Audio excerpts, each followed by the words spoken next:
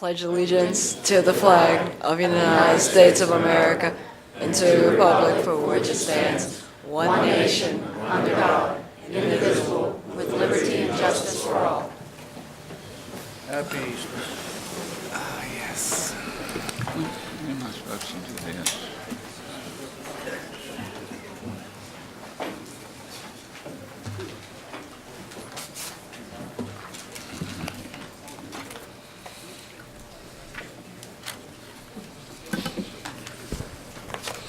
All right, first of all, let me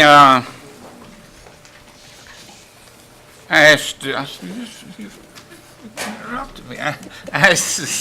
secretary to call the roll. Sorry. Mr. Dean? Here. Mr. Sharp? Here. Mr. Thompson? Here. Mr. Faulkner? Mr. Gould? Mr. Groby? Here. Mr. Tanner? Here. Mr. Canulet? Here. Mr. Bellisario? Here. Miss O'Brien? Here. Mr. Stefanczyk? Here. Mr. Bender? Here. Mr. Artigue? Here. Mr. Smith? Here. You have a quorum. Thank you. Thank you, Madam Clerk. First of all, I want to remind you, if there's something that's on the agenda and you want to speak, then you need to fill out one of the yellow sheets up there and turn it into one side or the other, and you will be given an opportunity to speak. We had 4 people who have requested to speak, who want to speak about things that are not on the agenda. In order for you to do that, you have to have a unanimous vote of this council, and those will be taken up at the very end of the meeting. So Mr. Haas and Ms. Castell, those will come up later. I think the other 2 have decided to wait till the next meeting, which is when their project comes up. All right, first items on the agenda is presentations. Introduction of junior council member for April 5th, Ms. O'Brien. Well, tonight I have the privilege of introducing you to a very impressive young man who contacted me because he wanted to earn his next badge. And when he was asking me to answer some questions, he was asking questions about how can people get more involved in government and how can I get more involvement with government. So I was pretty impressed with that. Daniel is 13. He's in the 7th grade at Fontainebleau Junior High. He is a star rank in scouting and working hard towards becoming an Eagle Scout. Since becoming a Boy Scout, he's contributed over 37 service hours to his community. The majority of those service hours is helping the St. Tammany Parish Animal Shelter by collecting towels, blankets, and newspaper that they always need to house animals. He also has volunteered by helping at adoption events and spent time helping to socialize the cats and kittens currently awaiting adoption. And Daniel, let's ask you a couple of questions directly.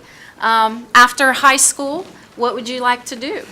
I would like to be an IT administrator like my father and pursue that career. Well, very good. Well, we are so happy to have you here today. We'd like to present with you with a St. Tammany Parish pin. And we also have a certificate of recognition for you, which reads, St. Tammany Parish Government Certificate of Recognition. St. Tammany Parish formally recognizes Daniel Smith for serving as junior council member at the April 2nd, 2015 council meeting. So welcome to Mr. Daniel Smith.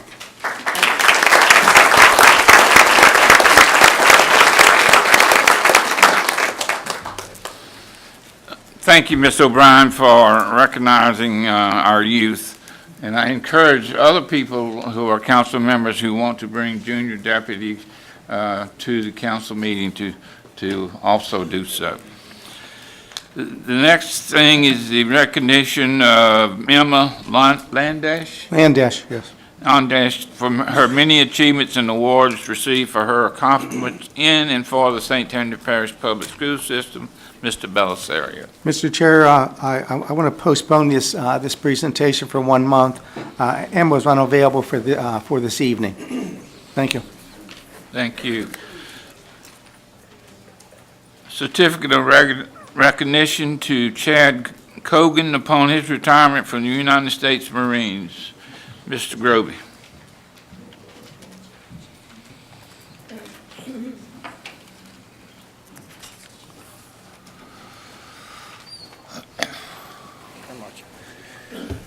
Thank you, Chair and Council. I'd like to also invite Gunnery Sergeant Cogan's family up with him.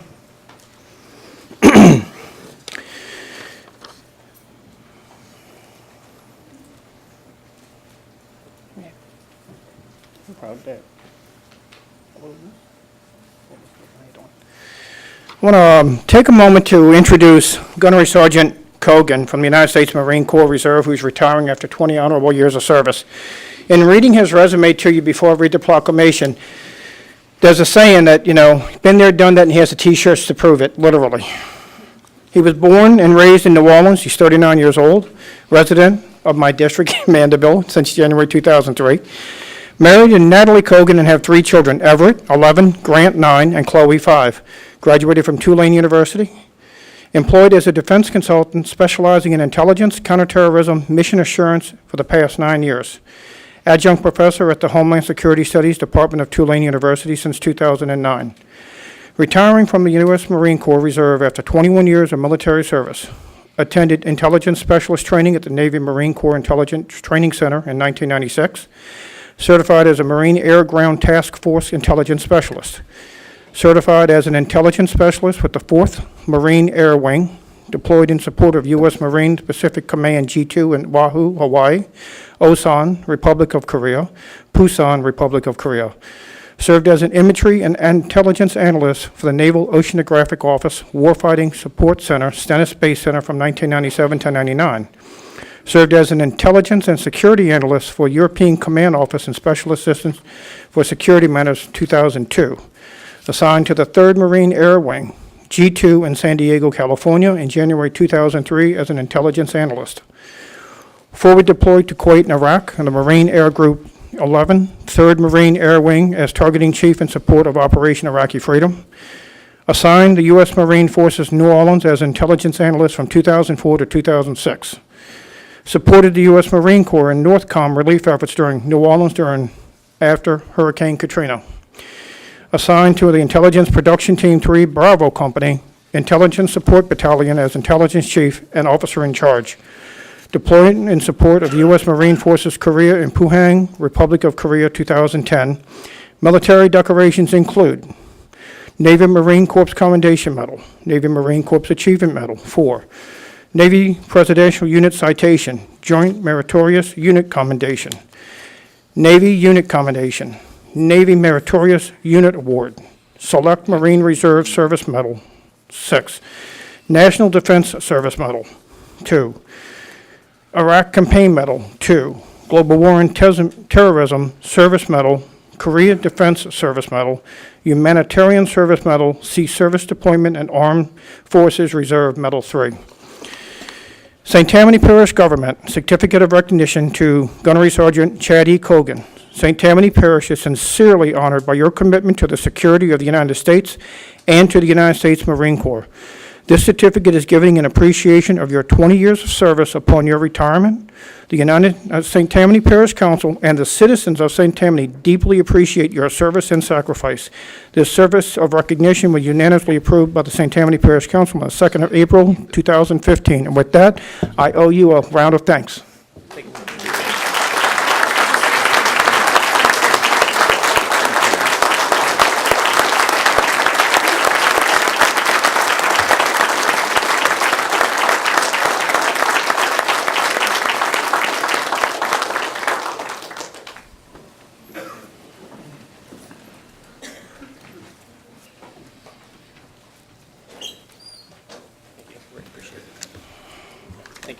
Thank you. The next item is the presentation of a proclamation to recognize Vietnam veterans for their service. Ms. Bristol.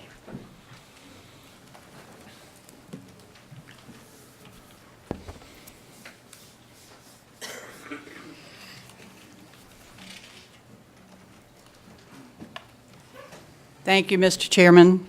and I'm going to be joined by our council members. I saw Mr. Bryce here a minute ago. I'd like for him to come up also, please, and anyone else that, yeah.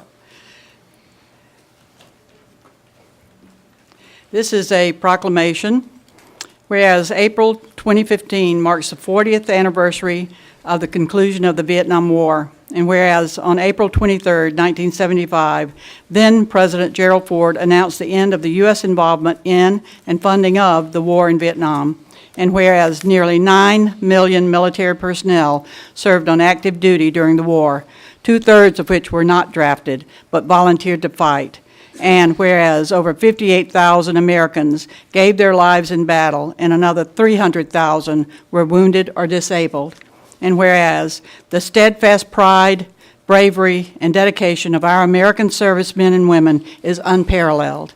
Now, therefore, I, Patricia Brister, along with our council members here and on the dais, do hereby remember, recognize, and honor the bravery and selfless contributions of all Vietnam veterans. And I encourage all citizens of St. Tammany Parish to thank our Vietnam veterans in St. Tammany and across the nation for their service and unwavering commitment to our great country. We thank you.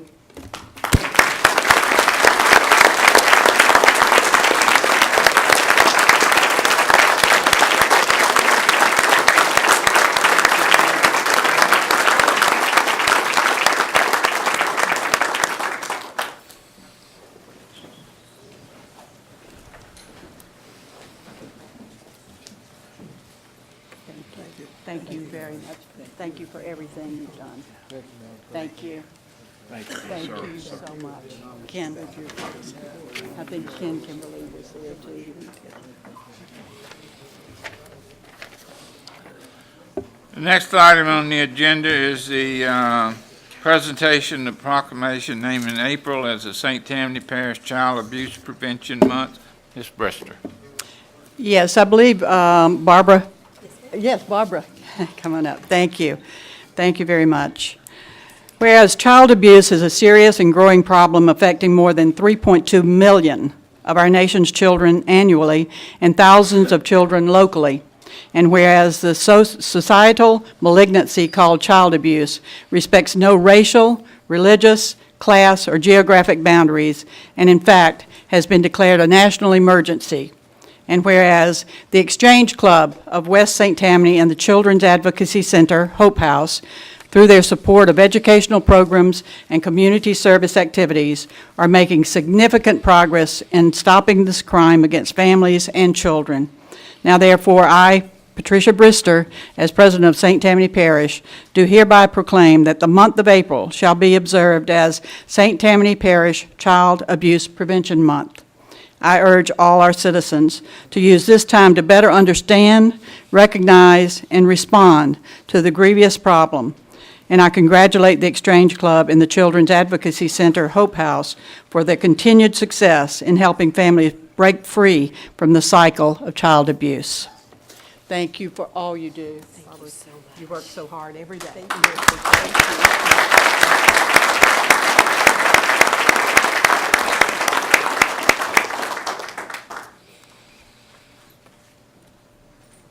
Thank you very much. Thank you. You This want to is say for anything? you. Oh, It's a pin. oh, thank for you. child abuse month. Thanks, if you'd like Thank to you very mention it. much. Thank you. Thanks, thanks for the good work. Next thing on the agenda is the presentation by Hillary Corliss, Restore Coastal Louisiana regarding marsh grass planting. Mr. Groby. Thank you, Chair. Ms. Corliss was invited to speak and show a short presentation of the importance of citizenry and government working together to help restore the wetlands all throughout the region, more so in St. Tammany because the southern border of our parish is slowly but surely eroding away like the Gulf Coast. Ms. Corliss has a program where they engage citizenry to help volunteer and plant grass seeds. I'd like to turn it over to Ms. Corliss to explain. Thank you. Thank you all very much for having me, specifically you, Mr. Groby, and Ms. Barbara Dodds, who is on the Coalition to Restore Coastal Louisiana's Board of Directors. You'll be disappointed to announce that I am not Miss Collis. That is my boss. She unfortunately could not be here today, so she sent me in her stead. So again, thank you all for having me here today. I would like to take a moment to tell you a little bit about the Coalition to Restore Coastal Louisiana and what we're doing to help restore the coast in District 7. The Coalition to Restore Coastal Louisiana is a nonprofit dedicated to driving bold science-based action to restore a sustainable coastal Louisiana through outreach, advocacy, and restoration. Specifically, I work within the Habitat Restoration Program. The program was founded in 2000, and since that time, we have engaged over 10,000 volunteers. We gave these people the opportunity to have a hands-on interaction with our coast so that they can feel that they have a stake in restoring our coastlines. Also, since 2000, and with the help of our 10,000 volunteers, we have restored nearly 4,000 acres across Louisiana. This is from Venice all the way to Holly Beach. But I've got to say, one of my favorite places to plant is Big Branch. I'm not just saying that to say that. We have been coming to Big Branch since 2010. In that time, we have involved over 800 volunteers, and we have had great success in this area. As you will see shortly, a few pictures over here on the slideshow. We have planted nearly 170,000 plants and restored 74 acres in Big Branch alone. To put that into perspective, that's the size of 56 football stadiums. So 56 football stadiums for District 7. Specifically where we plant is in Goose Point to the west of Lake Road, if any of you are familiar with that area. As you see here, you can see pictures of our success from our first planting in 2010 to a recent visit in 2014. The next slide that you will see is restoration that happened in only 6 months' time. We were there in May of 2014. I revisited in November, and that's only 6 months. It's filled in. I've got to go find somewhere new to plant now. We will be returning to Big Branch April 9th through the 11th. The event takes place 9 to 4, no later than 4. You will have a free airboat ride. CRCL provides everything that you will need: sandwiches, drinks, snacks, life vests. All you need to bring is yourself and a change of clothes. As you can see by the pictures, you get pretty dirty. If any of you would like more information or to register for the event, you can visit us at www.crcl.org. I also have left some flyers over here on the table to my right that contains my contact information if you would like any more information about the plantings. So again, my name is Jenny Bird, and I cordially invite all of you to join us at Big Branch April 9th through the 11th. Do you have any questions for me?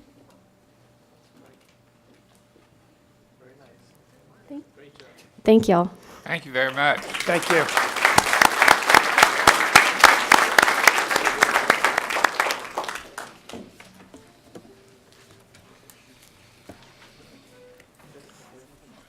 Well, a lot of council members and citizens were relaxing at home for the last 6 months. We have a group of 11 people that's been reviewing the St. Tammany Parish Charter to make recommendations to this council. Miss Michelle Blanchard is here tonight. She was the chairman of our committee, and I see Mr. Tony Lamont was on the committee. He's here. I was on the committee. Mr. Stefanczyk was on the committee. We're going to come down in a minute, but we'd like for Michelle to just explain a little bit what we did and where we're going. Well, I'd like to first thank the parish council, the staff that participated and helped. Without your aid, we would not have been able to make it as far as we did, and we do truly appreciate it. The committee, I'm very thankful for the committee, the time that they gave. I'd like to tell you a little bit about them. We had 4 military vets, 5 leadership graduates, 2 former teachers, 1 tree farmer, 4 lawyers. No wonder the words compensation, other words, were debated at length. We had a bishop, a colonel, and a mother.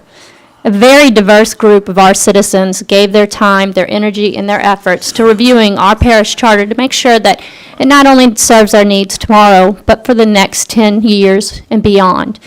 We've made about 20 recommendations. Many of them are technical in nature. Some of them come back and just re-emulate what is actually occurring in government as over time we have changed.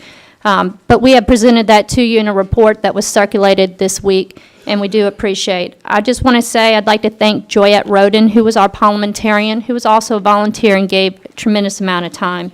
And I'd like to thank the family of the committee members who allowed us to come and meet. With that, I'm grateful for each member's insight and participation. Tony, do you have anything you'd like to say? We just want to thank the council for the opportunity to review the Home Rule Charter and to submit a report to you all for consideration. Thank you.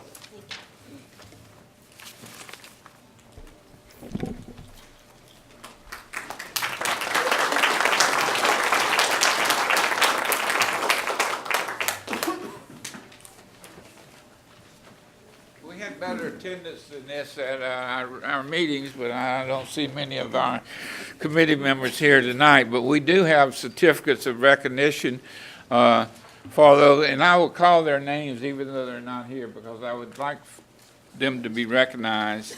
And Ms. Jeannie Meads was on the committee. Ms. Michelle Blanchard, the chairman, we thank you very much, Chair Lady. Richard Tanner. Mr. Steve Stefanczyk. Steve's here. Steve, you want to come get your certificate? Mr. Tony Lamont. Tony's here. Ms. Brister will give him his certificate. Mr. Van Jeffron, who is with the Slidell Fire Department, was very active in the committee. Mr. Renee Solek was also very active in the committee. He was the vice chairman. Colonel Evan Spiceland.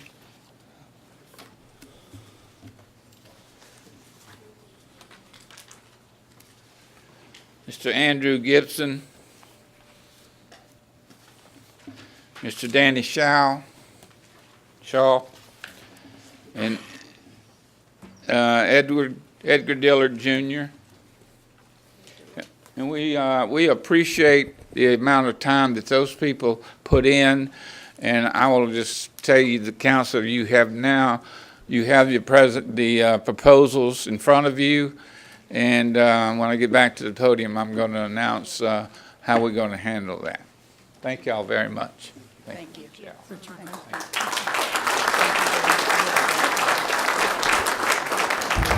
I'm going to take over the podium just a minute here. First of all, I've been with the council a long time, and I appointed the first council for the first time that we tried a charter and wrote, or the second time we tried a charter and wrote a charter, because it was passed in 1980 and voted out in 1983, and then in 1998 we put together another group that actually put together the charter that we live with today. Most of the people that came to this, and I know it was interesting because most of them came without an understanding of how parish government works. And I'll tell you what, 9 people, because I think Richard and I have a pretty good understanding of it, but 9 people left this commission or this committee with a greater understanding of how parish government works, and I think they'll be a tremendous asset to our community in the future. But again, I would be remiss if we didn't point out the fact that our legal counsel, Kelly and Terry and Carlin and Mike, were at almost every meeting. That we had some of those at every meeting, and they helped us draft the language that we needed to get these things right. And hopefully those will be the things that we pass on to the council and to whatever goes to the charter. Last but not least, I think Don Henderson was here every night, and so was Ashley Gonzalez, who is our staff. She served as our secretary, and believe me, she transcribed every one of those minutes that we had that went into hours and hours. She put it down on paper and made sure that we understood every word that was on there and was correct. So I think we're going forward with some good ideas. Not all of them that everybody wanted were adopted.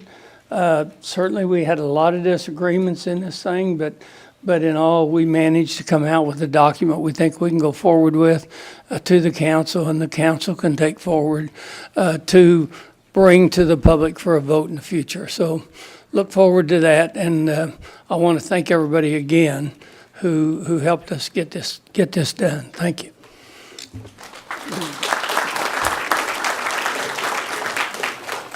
Thank you, Steve. At this time, I'd like to announce that we will have two public special council meetings set aside to discuss in detail the Home Rule Charter. Committee recommendations for change to the charter. The date schedule for those meetings are as follows, and there'll be at least two. It depends on how detailed and how much discussion we have on each one of them as to how long it'll take. But Thursday, April the 23rd at 6 p.m. and Thursday, May 14th at 6 p.m. Will be special council meetings to discuss changes to the Home Rule Charter. And I ask you to put that on your calendar. And of course, we will publicize that. It will be a public meeting, and the public is certainly invited to come. Thank you very much. At this time, Mr. Bender, you had something you wanted to move up in presentations. Yes, sir, Mr. Chairman. I was not aware, on items off the floor, I asked my colleagues to allow us to move this up. I became aware of April being Autism Awareness Month after the agenda had closed, so I apologize. But I have a brief proclamation to read. So I'd like to make a motion to open the items off the floor and move up item number 1, please. Motion made and seconded to move item number 1 off of the agenda calendar. Is there any discussion? This requires a unanimous vote. Please vote.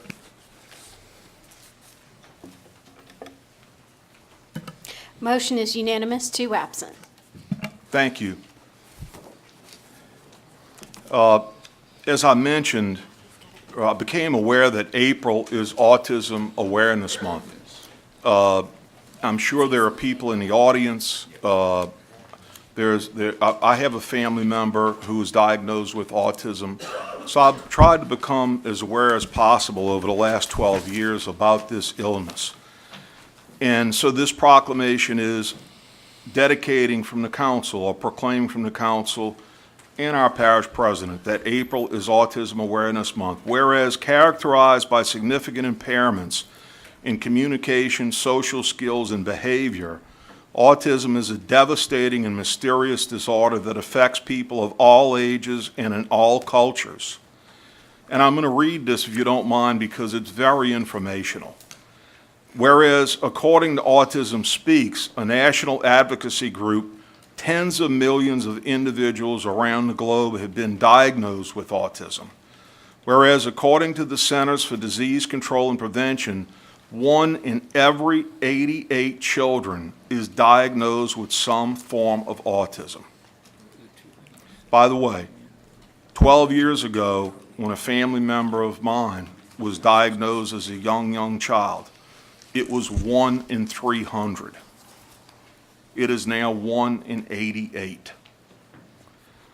Is diagnosed with some form of autism, and 1 in 54 boys born now, and 1 in 252 girls, meaning boys are 5 times more likely to be diagnosed with autism than girls, and that was the case in my family. Whereas autism is also one of the most expensive disorders, having a lifetime cost of approximately $3.2 million per person and $60,000 per year for a family with an autistic family member.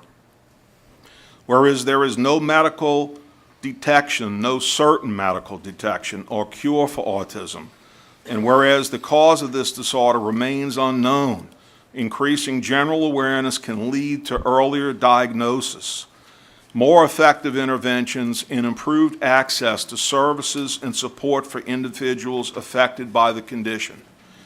This month, backed by the Autism Society of America, which undertakes a number of activities to raise awareness about autism, the Autism Society has local chapters throughout the U.S. which hold special events throughout April, and therefore it be resolved that the St. Tammany Parish Council On this second day of April, do hereby proclaim the month of April 15th as National Autism Awareness Month, signed by our parish president, Pat Prister, and myself as a council member. And I'm sure if every council member, if I had the time, everyone would love to sign this. But let me tell you real quickly, this has mothers. I'm aware of this because they approach me because they know I have a family member, a child with autism. When mothers become pregnant nowadays, believe me, many of them are very afraid. They just pray because you normally don't find out until maybe a year and a half or 2 years old. It's difficult. It really is. But then you start to find out, and the variances of degrees can be very, very difficult. We need our state and federal government to understand this is not Ebola where we sneeze and we can give it to one another, but this is an epidemic, no question. Dr. Preston, I think, is here, and I think he would agree. Going from 1 in 300 to 1 in 88 in 12 years is an epidemic that we really don't know why.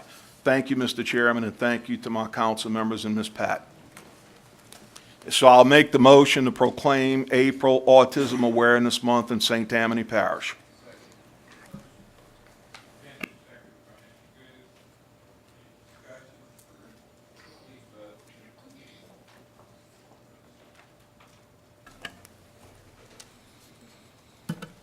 Motion is unanimous, one absent.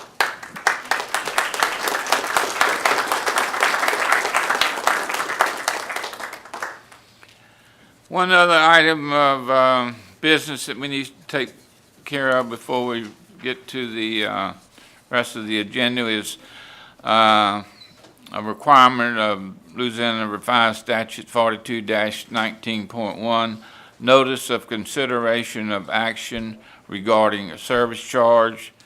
Notice is hereby given that the Road Lighting District Number 9 of the Parish of St. Tammany, State of Louisiana, will meet on Thursday, June the 4th at 6 p.m. at the St. Tammany Government Complex, 21490 Coop Drive, Mandeville, at which time there will be consideration of action regarding the continuation of the levy collection of an annual service charge dedicated to paying utility charges for road lighting and maintaining operating road lighting facilities and equipment within the district.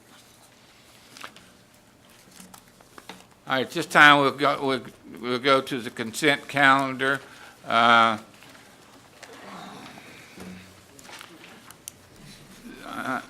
know ordinance number 1 for introduction is being pulled. Ordinance number 2 is being pulled.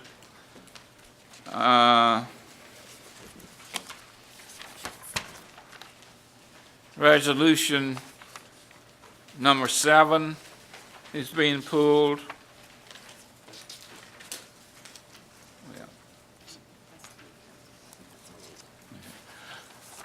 Mr. Dean, do you have any other things you'd like to pull? Mr. Sharp, Mr. Thompson, Mr. Goo, Mr. Grovey? Yes, sir. Mr. Canulet? Yes, sir. Mr. Belisario? Mr. Chair, I believe you have to pull items 16 and 17 for the canvassing of the returns.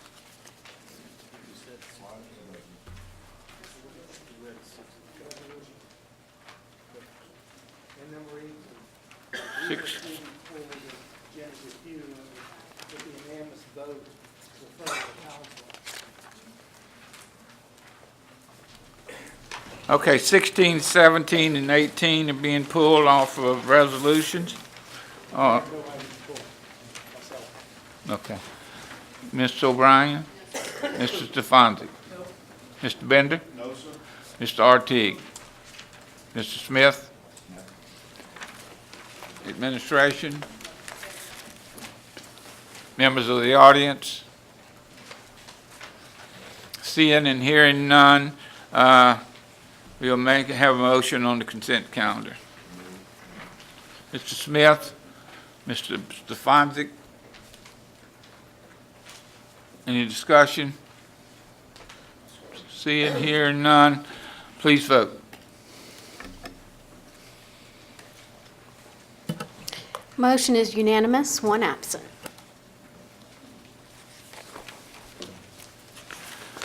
All right, the first item is ordinances for introduction, and that's on ordinance calendar number 5364. And it's ordinance to amend the Code of Ordinances relative powers and duties of the Zoning Commission. And Mr. Smith, you're asking that that be amended and introduced, I don't understand.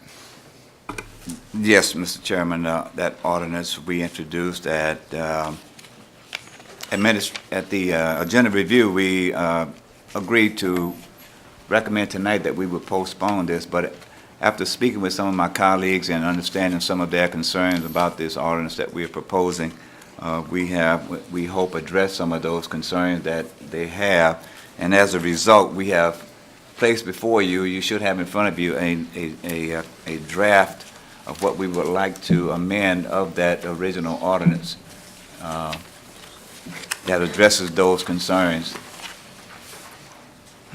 And if you note that we, in the latest draft, items B and item A at the under the sections part remains the same, which is basically some administrative and housekeeping issues that everybody pretty much agrees needs to be done. In B and C, we decided to leave those as they are and remove the insertions and the amendments that we had originally suggested. And item D also, that is the only one where we will have some substantive change to the original ordinance. And we're going to leave those as they are as well. In item F, we will also leave that change in place as stated in the original ordinance. So we'd like to offer this these amendments rather, into motion tonight to amend the ordinance number 5364. And entertain any questions anybody might have. You have a second to the amendment? Mr. Groby? Mr. Smith, you got further discussion? We have a motion and a second. I have a question, Gene? Mr. Chair. Item D, what does this new sentence put in, what does it really mean? It's just words to me, and I can't figure out what's behind the words. In section B, D. that's as it originally states, Gene, Okay. in our ordinance. This is today. new. No, Okay. that's not new. Only the underline is new. Well, that's what I'm talking about. What is underlined? At the agenda review, you asked to postpone because I had talked about the fact that we have two ordinances we're looking at that haven't been introduced to provide updates to the zoning commission's procedures and then one for the planning commission's procedures. And this would be integral to it, but what I'm trying to figure out, you're saying you want to report, no later than the second commission meeting after the first publication of agenda containing said matter, provided that required notification of the affected property owner has occurred. What is said matter? Which one are you referring to, Gene? D. B? D. Letter D. D. Okay, and what sentence? The last sentence that's all underlined. Okay, a report shall be issued no later than the second zoning commission meeting after the first publication of the agenda containing said matter? Yes. The said matter is whatever the application contains in it. Okay, what's the trigger to call you're looking at something that the zoning commission is postponing continuously? Or what? Say it again? I said, now, looking at that, are you saying you want to report on any cases that are postponed one time, two times, or three times? Twice. Twice? After the second time, it shall be presented to the council. As What's that report going to do? whatever they decide at the zoning commission level. But what is the council and the parish president going to do with the report when they get it? But this is addressing, as it states it, any matter referred to it in that first sentence by the parish president or the council. I hear you, but I still don't see what good this does. It looks like we'll be getting a report, and I would presume the report says on case X, they postponed it for whatever reason, and that would be it. So what would the parish president or the parish council do with that report? Well, we could do as we so choose, but right now, because of the postponement that's going on indefinitely, that case is not moving forward at all in many instances. They're just lingering there. And so this could have an impact on the petitioner as well as us moving forward what we're supposed to be doing. But right now, we are not getting them. Hold up. Sure. Rather than have a discussion back and forth with one another, let's recognize somebody else. Mr. Stefanczyk, please. Yes, I think this has come about because the parish council, primarily the parish council, maybe the administration has at some point, but I think primarily the parish council has, at the end of our meetings, we send a lot of cases to the zoning commission. And what's happened with the zoning commission is nobody shows up. Nobody shows up to talk about that case on either side. And the zoning commission is sort of left holding the bag as to what to do with it. And their attitude has been, if somebody doesn't show up, we're going to postpone it. And to me, that's legitimate, I think. But they are required to submit a report to us, but that report would be, I think, to say it's been postponed. Now, until they take some action and send it to us as an action item versus just a report, I don't think the council can do anything with it, and probably I don't think they should do much of anything with it. But the point of it is we're sending these cases there, and we don't tell the people, you got to show up to the zoning meeting. And so the zoning commission is not going to take action, and I don't blame them. They have no clue as to why it's on the agenda. They just know it's been sent there by the parish council, and they want somebody to show up and defend one side or the other. That's what they're asking for. Thank you. Mr. Bender. Thank you, Mr. Chairman. I'm just going to throw this out here. Reading the end of this sentence, it's saying, provided that any required legal notification to the affected property owner has occurred. So if I could ask Sydney, when the council, and I understand exactly what Mr. Stefanczyk was speaking of, when the council refers back to the zoning commission, okay, and no one's showing up, are we then, when it's referred back to the zoning commission, putting the yellow placards and sticks back on the property and notifying the surrounding property owners? To my knowledge, the cases aren't being referred back to the commission. These are motions to send something to the commission, zoning changes, that kind of thing. In that case, in that case, we do post the properties, and the property owners have to be identified, and we send them the required notification. Okay, so I understand clearly. I know what Steve's talking about. At the end of the agenda, we refer or we send things back to, whatever word we want to use. We send it back to the zoning commission, okay? At that point, in order to get someone to show up or people to show up, you're saying we do put the signs back out on the property and notify the surrounding owners that this has been sent back to the zoning commission? No. It's never left. It's never gone to the zoning commission. Excuse me, been sent to the zoning commission. We place the signs on the property, and we notify the property owner once that person is identified, or those people are identified, we notify them in accordance with the requirements. Okay, and Mr. Chairman, I apologize, but I might be thick-headed tonight. Sydney, I thought you just said, and then Steve was talking to me in my ear, which is not a problem, but I'm getting old, my brain don't work both ears. You first said no when I said, when we send it back to the zoning commission, do we, as a government, put the placards back on the property in question and mail out to the surrounding owners? You said no. No. Okay, well, how did that answer turn to yes? And maybe I missed something. When things are sent back, referred back to the commission, those requirements are not, those are not requirements. Okay, When- so When things are initially sent to the commission as a motion by the council, we do the notification as required by statute and local, in our parish ordinances.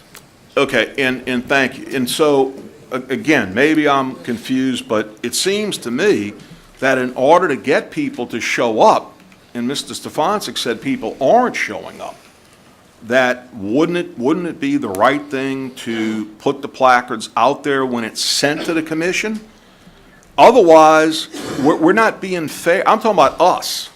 If we're going to send it back to them, how can we expect them to rule on something when nobody's showing up, when we as a council don't have it in our ordinance to make people aware again? The situation of nobody showing up is on the initial motion. When you send a motion to do something to the commission, and I don't know that you have any today, but when you send a motion to propose a zoning change to the commission, constituents, the property owners whose property is being rezoned are not showing up. Mr. Chairman. It has been posted. I'm gonna stop there, Mr. Chairman. Let me, if I could, at this point, we have an extensive ordinance that's been proposed to us by Mr. Savant and Mr. Hand, who have written, and I have went over it. Gene has went over it. We went over it together and what have you. A lot of the same stuff is in that ordinance. My suggestion would be that we combine this ordinance with that proposed ordinance, which has not been introduced yet because we've not finished making some changes and what have you in it. But I think we could, because we're going to have to come back and redo it again, Mr. Smith, if we don't put it all together. You recognize me? Yes, sir. Those technical changes, I agree, have to be dealt with. I mean, those portions of that information that was submitted to the council that we have not had an opportunity to review, that we do have to deal with them.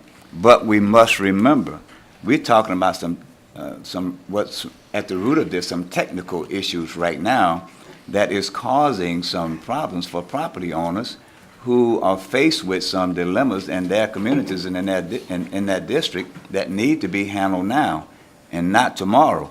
So while I understand what you're proposing that we do, continuing to put these off month after month after month after month, this has been going on since October now. It's seriously jeopardizing number one, the pocketbooks of some people, and number two, the properties that are affected here and needing to change. So we need to move forward on this, and I would, if you don't mind, prefer to have my motion to go forward, and let's take some action on this tonight to amend. And if we want to come back later on and address the remainder of those concerns that was presented to us, I applaud that. But I would like to make that motion tonight that this amendment go forward. The motion would be just to refer to the council because this is an introduction, for the next meeting. Mr. Belisario, Well, my observations on this now is a little bit different from what everybody's talking about. I sat on TV at the March Zoning Commission meeting. There were cases that came up. The petitioner had cards sent to them, certified, to come to the meeting and make their presentation, whatever it would be. They didn't show up, and it was not the first time. And so the Zoning Commission really can't tell why there needs to be a land use change, so they postponed the case. I think it's a valid reason to do it. And to me, if one of my constituents did that, I would be calling them on the phone and saying, you need to come there, meet with the staff before the meeting, and find out what you need to do. And that's not happening. There were two of them I remember from the March 3rd meeting that were again postponed. And I think we need to find out, how do we get these people to come to these meetings? Because what I'm hearing from people is that if a council person makes a motion to forward a case, the petitioner automatically believes that it's going to be approved so they don't have to come. And I know it's been frustrating to the staff, And I think we have to find a cure to it, and I don't think the report, TJ, is the thing that's going to cure the problem. That's how I feel. Any other discussion on the amendment?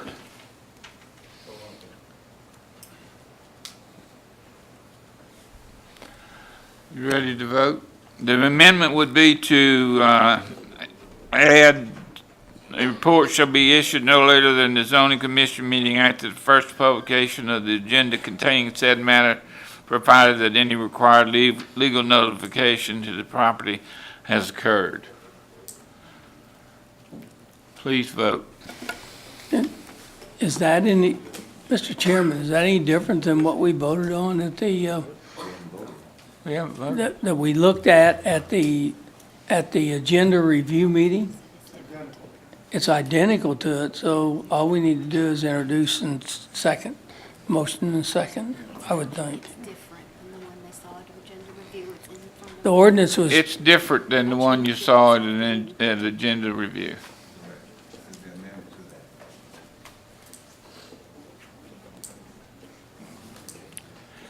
You ready to vote? Please vote.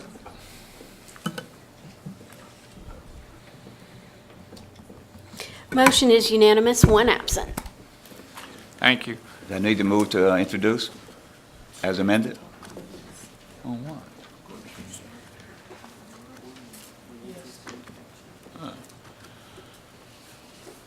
All right, we have one person requesting permission to speak on the introduction of this ordinance, Ms. Vaughn. Ms. Rose Vaughn, is she here? Councilman, I was on. Ma'am. Shh. Come to this microphone, name and address. Councilman, I was for number 2 on the appeals, not on the resolutions or ordinances. Okay, thank you, ma'am.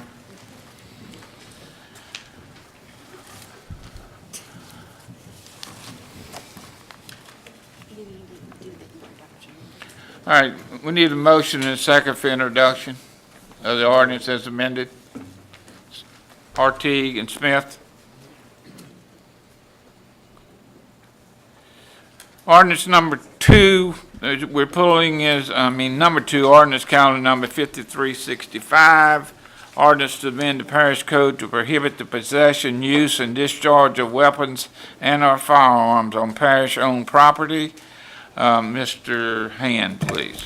This matter needs to be pulled at this time and postponed at least till next month, if not further than that. We'll have a review of it that takes place this month.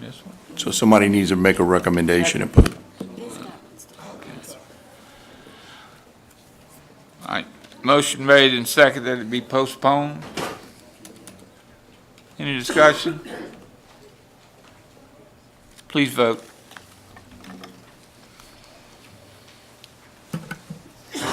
Motion is unanimous, one absent. All right, now we've moved until resolution number 7, which is council series number 4311, resolution to acknowledge the authority of the parish president to execute a cooperative endeavor agreement with Parish Grange District Number 5 for reimbursement of audit costs. Motion made and seconded. Mr. Goode, Mr. Canulet. Any discussion? Administration? No. The audience, please vote.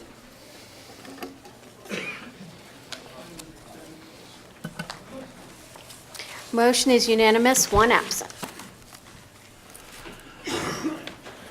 Next item is resolution number 16, council series number 4320, resolution providing for canvassing the returns and declaring the result of the special election held in Parish Road Lighting District Number 9. Mr. Belisario. So moved. Motion made and seconded. Any discussion? Any, in the audience? Ready to vote? Please vote.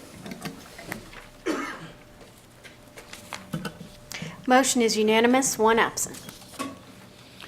Number 17 is Resolution Council Series Number C, 4321. Resolution provided for canvassing the returns and declaring the results of a special election held in Parish Road Lighting District Number 10. Mr. Canulet.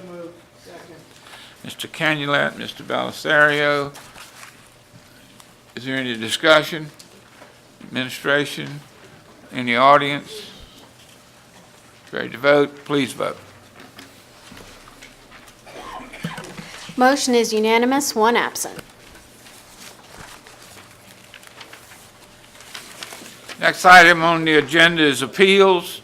Mr. Chair, number 18. 22 or 18? 18, so 43, 22. For the election result. Oh, okay, I'm sorry, I didn't mark that one. Due to levy of the taxes. Number 18 is Resolution Council Series Number 4322, resolution directing the renewal of the levy and collection of annual service charge with the boundaries of Parish Road Lighting District Number 10. Mr. Canulet. So moved. Mr. Canulet, Mr. Belisario, any discussion? Anybody in the audience? Please vote.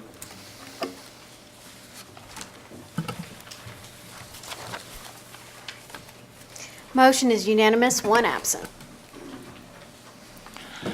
All right, we'll go into appeals. I have Marty, the number one is, Yes, Mr. Falconer requests, since he's out of town, he requested this matter be tabled, or, postponed until next meeting. you make that motion? That's the motion. Mr. Gould and Mr. Canulet, all those in favor of postponing, or just vote.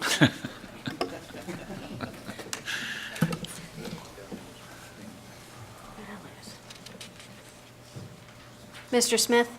Yes. Motion is unanimous, one absent. All right, the next item is Ricky Moore appealing the zoning commission approval on March the 3rd to rezone 1.2 acres located south of Highway 190 west of South Oak Long Drive from A2 Suburban District to Highway Commercial District, Ward 7, District 7, applicant Joe Impastato. This, both sides are going to have 5 minutes, and then rebuttal from the other, each side. Mr. Moore?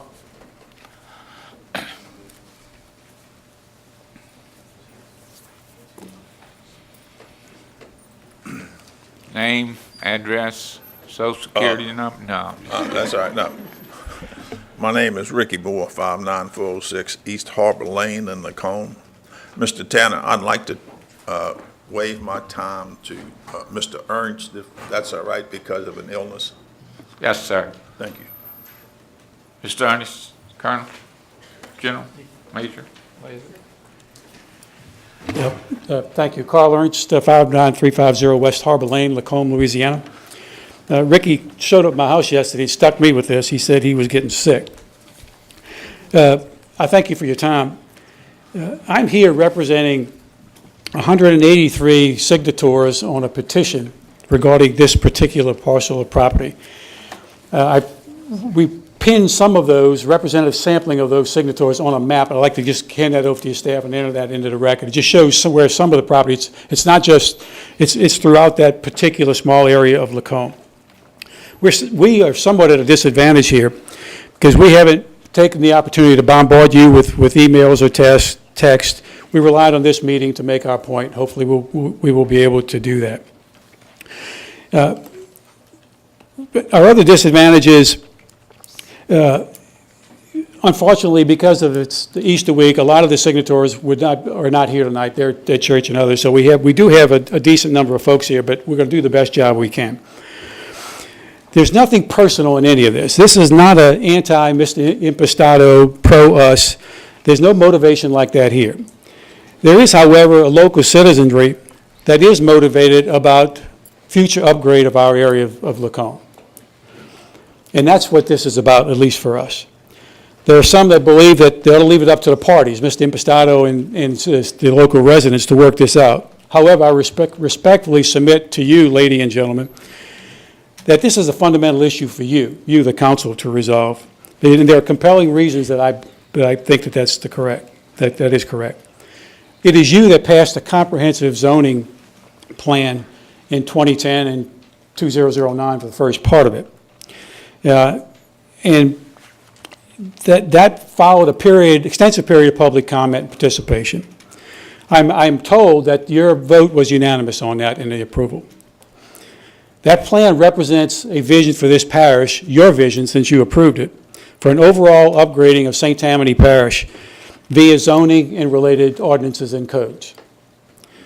What we are dealing with tonight, I submit, that if the incremental changes were allowed to happen, like the ones that we're dealing with tonight, actually two of them, either as a result of zoning board action or working it out, that it represents an unraveling of your plan. A steady erosion, bit by bit, of the plan that you approved, your vision, or said differently, it invalidates your plan. The plan that you approved will steadily be eroded away and it will no longer be valid. The plan for this general area of Lacombe called for a US 190 corridor west of the bridge, the Lacombe Bridge, to be a commercial or business district. That same 190 corridor east of the bridge, going towards Slidell, to be basically a suburban residential district astride that corridor. One of the board members even suggested to Mr. Impastato during the dialogue that they build west of the bridge in the commercial business district area of Lacombe. The zoning board staff nailed it, in my opinion, in their recommendation to disapprove both actions. And they stated for their reason the comprehensive zoning plan as the fundamental reason for that recommendation for disapproval. If either or both of the parcels that Mr. Impastato is recommending are approved now, then how does the zoning staff in the future in that area deny anybody almost anything? More importantly, how they deny other landowners or developers who want to follow suit and de facto make the entire 190 corridor in Lacombe a business and commercial area, because it would go from on both sides of the bridge. That's what it would end up as. The basis of the St. Tammany Council legal action in the 19th Judiciary as opposing fracking is fundamentally tied to our home rule charter, which gives the parish the right to determine its own zoning, and it uses part of that is the comprehensive plan. If you allow this incremental eroding away now, tonight, you, in essence, undermine your own legal action at the 19th Judiciary, in our opinion, in the opinion of our attorneys, the attorneys of CCST. And I'm not representing CCST tonight, but some of you were at that meeting last night. Keep your talk to this appeal and not fracking or other zoning case, other lawsuits. The point I'm making, sir, I is... understand what you're making, but it doesn't have any reference to what you're talking about. I respectfully disagree, but I'll take your point. In addition to the 7 reasons given so far, I think there's another fundamental issue that I'd like you to consider. And that if you have not a chance to see the video of that meeting, I would suggest that you do so. In approving the second parcel, the one we're talking about, the board not only opposed their own staff research, they admitted what they were doing was, in fact, spot zoning. The actual... Doors open, man. That's the 5 minutes. I hope that's not my heart monitor, but just a joke. The actual commentary was Wrap up your comments, sir. Your 5 minutes. Okay. The actual commentary was, if we approve this, it's spot zoning. The response, a follow-on was, if this were Beauchene, we would not be doing it. And the retort was, just before the vote, but this is not Beauchene. Now, if that doesn't anger you, I guarantee you it angers the residents of Lacombe. That last comment was revealing it, because it sort of underscores what those in Lacombe have sometimes feel about how they're treated. You're using your rebuttal time, sir. Okay, I'll continue then. Equally obvious is that such prejudicial bias was part of the decision-making process. And if you were there, you'd probably come to that conclusion. I respectfully submit to you that such a flawed, biased decision must not be allowed to stand, and that is up to you to turn it over. It was, in fact, arbitrary, capricious, and prejudicial. A final thought, Lacombe is not incorporated. You are in fact our city government, city in quotes in this case. And we, the people of Lacombe, look to you to take care of us like a city government would if we were in fact a city. Thank you very much. Thank you. Mr. Impostata? Good evening, Joe Impostata with Sal and Judy's. Just a minute. Yes, He sir. does have 1 minute left on his rebuttal. I was going to ask you for that. You were keeping up with it. Go ahead, Jeff. Joe Impostata, 265 Cypress Lake, Slidell. This is my father, Sal Impostata. Wow, what a roller coaster ride that we've been on with this project. We like it, we don't like it, it's back and forth.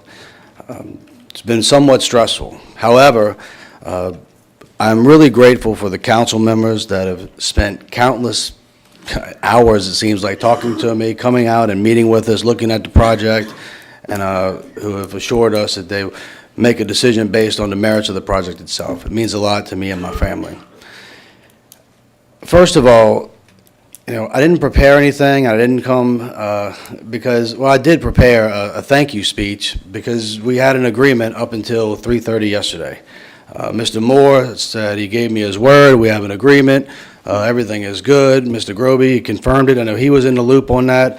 I have a stack of emails going back and forth to Paul Marone that I hired, asking them, before I hired Paul Marone, please make sure that, if you want to do the deed restrictions, let's agree to it. They agreed to it, and everything's been going really well. Mr. Lenny Schmidt, who's the president of the association, is on the emails. I have them if you'd like to look at them. So we had an agreement, and I don't know why or what happened. The only thing that I was told is that Mr. Carl and Mr. Franzo told Mr. Moore not to do it, and he changed his mind at 3:30 yesterday. So the time I would have spent preparing, getting a lot of people to come to the meeting, spending a lot of extra time getting my signatures and preparing my case, I didn't really get to spend. So I can speak to you from the heart. I'll tell you what we plan on doing and a little bit about our company and what we do. Sal and Judy's Restaurant, we've been in Lacombe for 41 years. My father started a business. He's still there every day. It's very rare for him to leave the kitchen. He's here tonight, in support of this project. We utilize 4 or 5 different manufacturers throughout the United States, one in Sicily. We make pasta sauces, salad dressings, olive salad, olive oil, various products, and we bring them into Lacombe. We distribute them all over South Louisiana, Mississippi Gulf Coast, and all the way to the Florida Panhandle. We work with Rouse's and various other stores. We don't have a high volume of sales. We do, or a high amount of product quantity. We do more high-priced products, higher-end stuff. We've been doing it for 20 years, and we're reasonably successful at it. We aspire to be like, if you've seen Norjo, a grocery store and distributor in New Orleans, or Pennsylvania Macaroni Company, where what we want to do is, aside from our distribution, we want to open up a small retail store in the front, sell the products that we carry, and utilize our connections in other parts of the country and the world to bring in products that you can't get at other places. And we see this becoming more and more of a niche. We want it to be in Lacombe because it's closer to Sal and Judy's Restaurant. It works better for our overall model. And, customers that come to the restaurant from all over the place, we want them to obviously come to our place and vice versa. So other things that we do there, we've seen our mail order business grow substantially. We want to build a new building because it would better accommodate that. We also do a lot of gift packages. We had a program with Stark that worked out really well, with one exception. The building wasn't perfect for it. This building will be built for that. So every year when we do our gift box and basket program, Stark will come in and assemble them, and we'll sell them. And look, we make profit, they make profit. It's a great program. We'll do that in this business every year. Quickly, I didn't have a lot of time, and I did go out today and talk to all the surrounding people, as many of them as I could get a hold on. I think I have about 10 to 15 signatures. I can tell you, I don't have a lot, but I did bat 1,000. Everybody I talked to agreed with me. 2 people did read the petition before, and I've still never seen it, but the petition that they circulated with the 180 some odd signatures, I don't see how it could accurately reflect what we're doing because they didn't even know what we were doing. We never spoke to anybody before that. So when I did explain and had an accurate petition, everybody was okay with it. Some people were concerned about the corner lot, okay? Like I explained to the zoning commission, I'll explain it again to you all. We were okay with either one. We simply knew, despite the fact that both of the properties were always utilized for commercial purposes for the last 20-some-odd years or however long it's been, we knew there may be some opposition. So we said, let's go ahead and apply for both of them. And if somebody opposes, one is liked more than the other, we'd utilize the other one. Some of the council members I spoke to actually liked the corner lot better, which is the reason I appealed the denial of that one. So to have both options available tonight. Briefly, I would just close by saying, if you do give us the opportunity to build our project, I can assure you, when you look back, it's something that you'll be proud of. You'll like it. It'll bring a viable small business to the area, and we love and care about our community and would never do anything in any way to damage it. Thank you. Thank you. Mr. Court, do you have 1 minute rebuttal?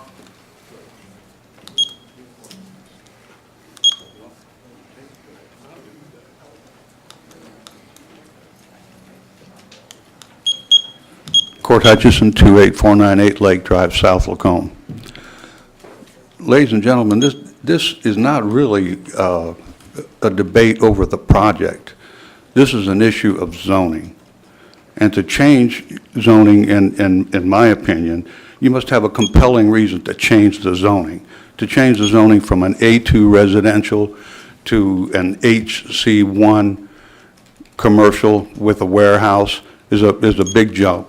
And it's been addressed by the two of the zoning commissioners as that would be spot zoning.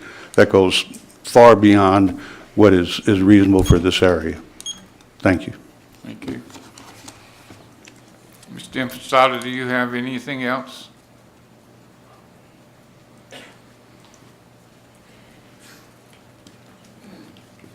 Well, I disagree. I do think a viable business is a compelling reason to change the zoning. And we certainly are. I think we've proven ourselves over the years to be a viable business, and we want to, come back and be a big part of the Lacombe community. The only other thing I can say is, the intensity of what we do is much less intense than a lot of the zoning applications in the neighborhood commercial use. Walgreens could be in a neighborhood commercial, 12,000 square foot building. We're 4,000 square foot when we add on our retail center.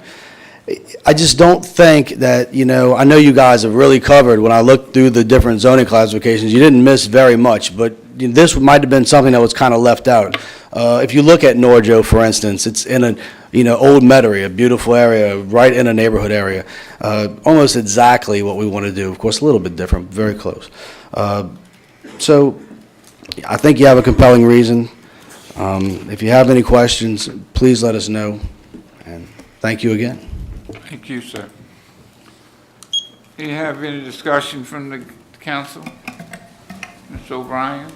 Yeah, I have a few questions. I mean, there's so many valid issues on both sides.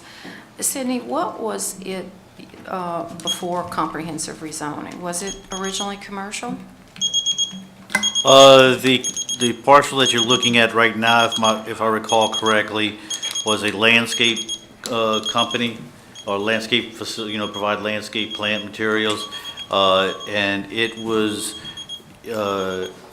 it was zoned for suburban agriculture, so it was probably a conditional use at the time that allowed that company to go into place. Okay. Now, both of you said you had petitions signed. Ms. Dempestata, the people who signed your signature, are these individuals who live, they're abutting the property directly?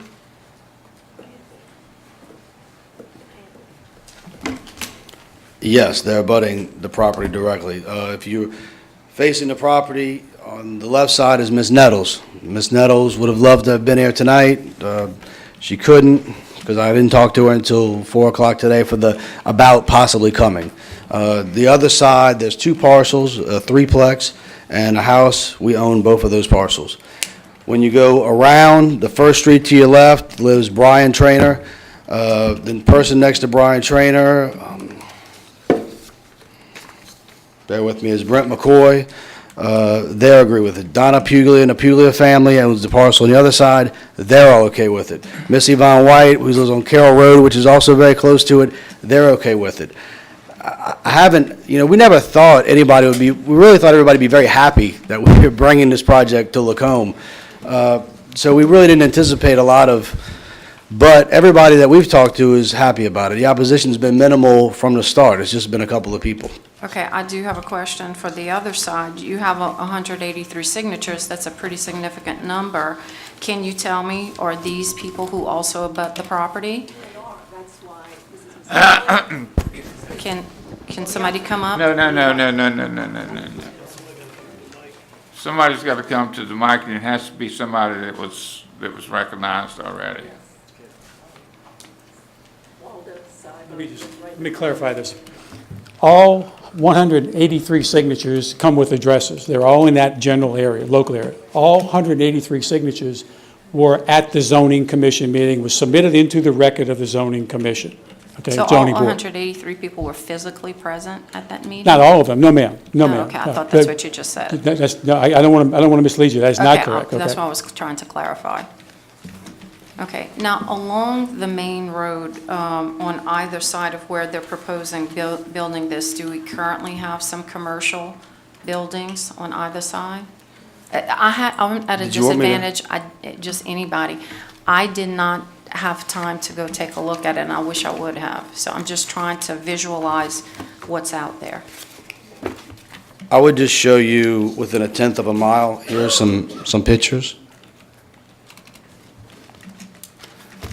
And I also think when you look at the 187 signatures, you might want to read what they were asked to sign.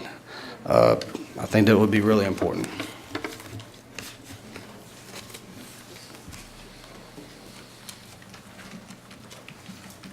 Mr. Belisario? Mr. Chair, I would like to speak to either Court or Carl on the petition, because what I want to ask specifically, come up to the mic, please, Carl. The petition you have, did you write two separate petitions and explain on Yes, each of those yes, cases? sir. The first, parcel A, which is one was denied, at about 164, I think that's correct, 164. We got those signatures based on the zoning placards that were placed out there. Okay. The second parcel, the one that we're dealing with right now, was the 183. So they knew which parcel, there were two separate petitions, and which parcels they were being talked to about. Okay. Question for Sidney. The parcel we're talking about right now, what I'm interpreting from what you said is that was a landscape nursery? Yes, sir. People selling plants? Was that zone C2? No, it was zoned SA, and I believe at that time that would have been a conditional use to have Conditional that use? approved. Okay, because I've got several nurseries, or had before they went out of business, and they, on Military Road, and it was highway commercial. It's out of business, $10 nursery. Okay. Mr. Good? Yes, sir. Mr. Impastato, could you come to the mic for a second, please? If this thing is approved, do you intend on keeping the restrictions, the deed restrictions? Absolutely. I have no problem with that. I have them drafted here tonight. Like I said, we had an agreement, so I had Paul Marone drafted them. He was out of town, so he couldn't be here. But again, we didn't plan to have any kind of argument. But I'd be happy to honor that. Thank you. Mr. Bender? Or is that Canulet? I mean, Stefanski? Stefanski. Couldn't tell. Yes, and Joe, I assume you're moving the business that is now in my district along 190? Yes, sir. Is Yes, that sir. correct? And you're moving because that space is too small? It's not too small, it's just not built It's not correctly. built the right And we way. want I to be understand. closer to Sal and Judy's restaurant. Okay. And that's all I need from you. Okay. I want to tell the people here that that business has been there for now about 8, 10 years.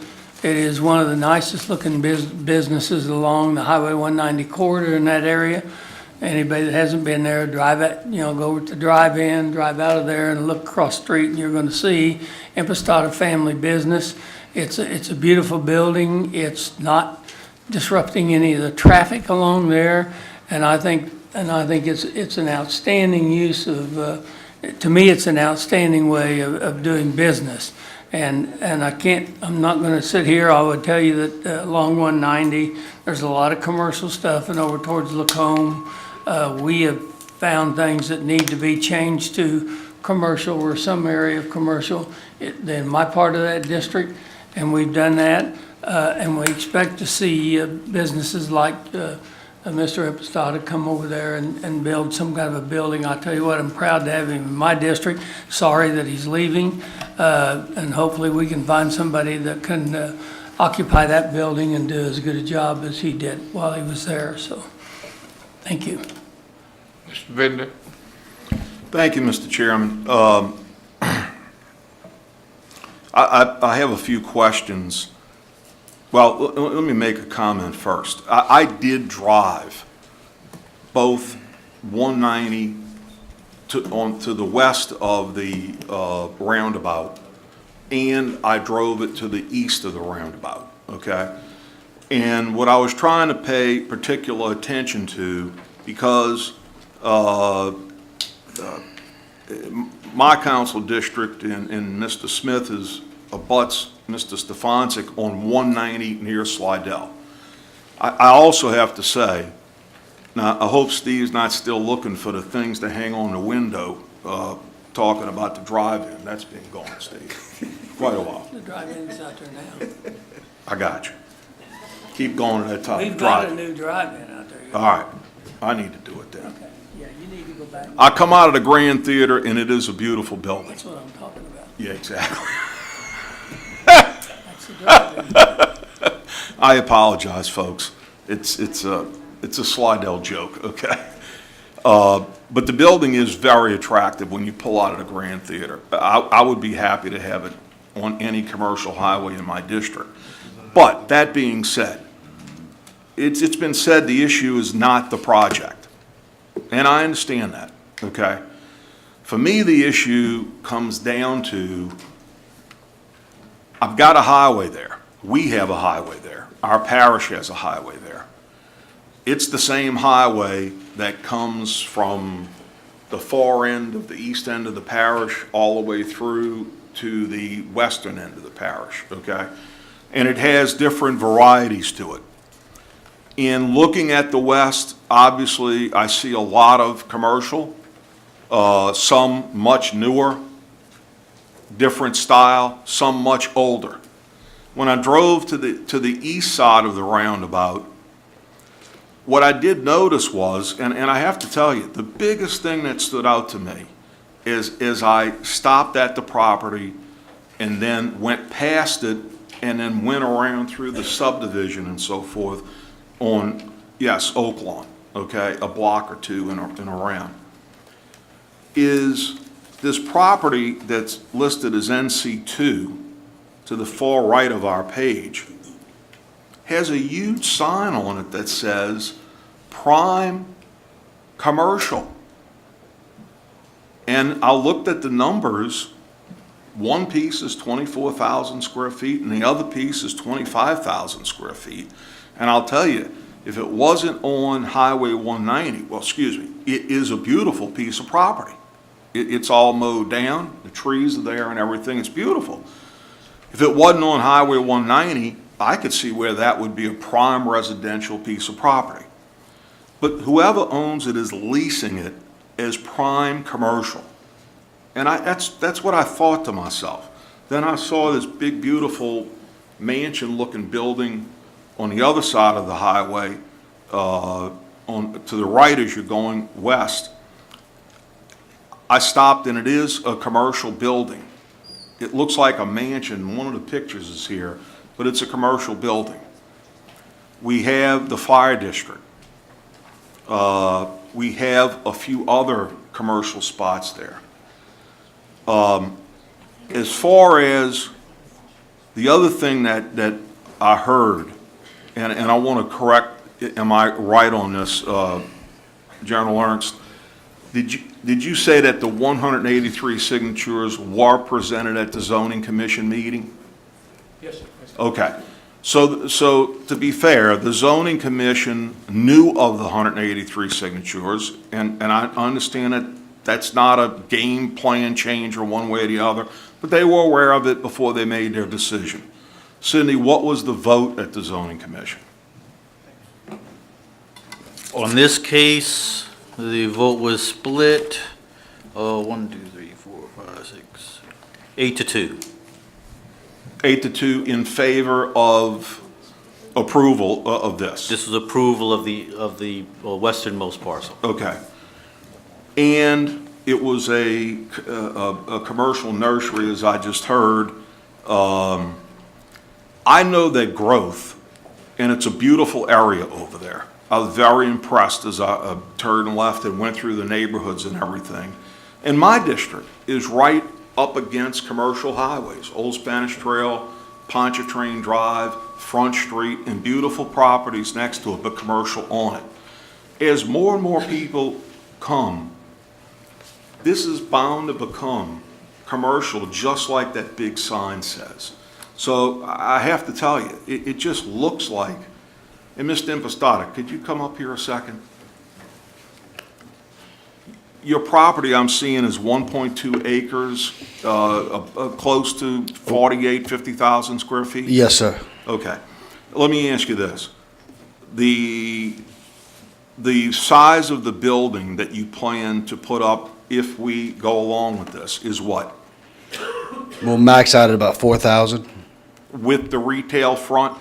Maybe 4,500 max, but 4,000 to 4,500 max. Okay. Yes, sir. And you have 50,000 square feet pretty much. Yes, so we're sir. not talking about a massive building here for the size of the property. No, sir, not at all. Okay, thank you. That's all. Thank you. Yes, thank you, Mr. Chairman.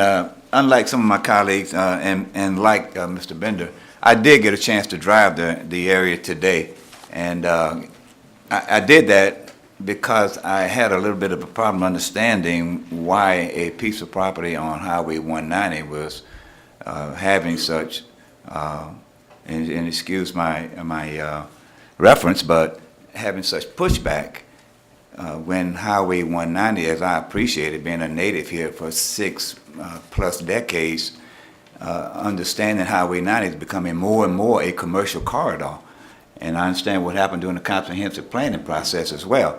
But when I rode the area, I not only looked, but I stopped and I talked with a couple of the next door neighbors to this property. One, Miss Nettles, I think her name is, and another one, Mr. Phillip, a professor. He travels a lot. But anyway, and I asked them what were their concerns they've been in. They had no concerns at all with this particular development coming next to their properties. And then I rode around, as Jerry did, the entire country block. I won't call it a city block because it's big. And I looked, and I counted about 8 to 10 different structures. And out of those 8 to 10 structures on the back side of Oak Lawn and Carroll Road, not on the front side, there were about 8 residences that were occupied. But then there were 3 to 4 abandoned properties right on Highway 190. Near where the proposed development is. So in my humble opinion, this represents an enhancement of new construction that's going to take place in this particular property. And so I just wanted to share that with my colleagues, though, my personal observation today and what I saw and understand about this application. Thank you. Mr. Grovey? I appreciate my colleagues' comments, I really do. I've lived in that area going on 10 years now, and I pass it many times. The fear is not so much Mr. Impostato's warehouse. It's truly not. It's like, if you remember several months ago, I had a particularly rough zoning meeting where there was a mobile home overlay introduced. Mr. Stefancic stood with me, and he introduced, and his comments were, rather, that we are opening and setting a precedent. That area was zoned in the comprehensive rezone for what it is. The former councilman had a large part of that, and he chose wisely to set that highway as it is now. The fear is not Mr. Impastato's warehouse. He makes a good product. I know that, okay? I support a small business. I really do. The concern is the empty parcels along 190, such as the large 7-acre parcel on the corner of Anchorage. If we open this up, we'll never be able to ever really deny anybody anything. And the zoning that they're concerned of isn't so much true commercial as it what the commercial allows. I have a question for Sydney, if it's okay, Chair. Yes, sir. Sydney, under HC1, are apartment units allowed?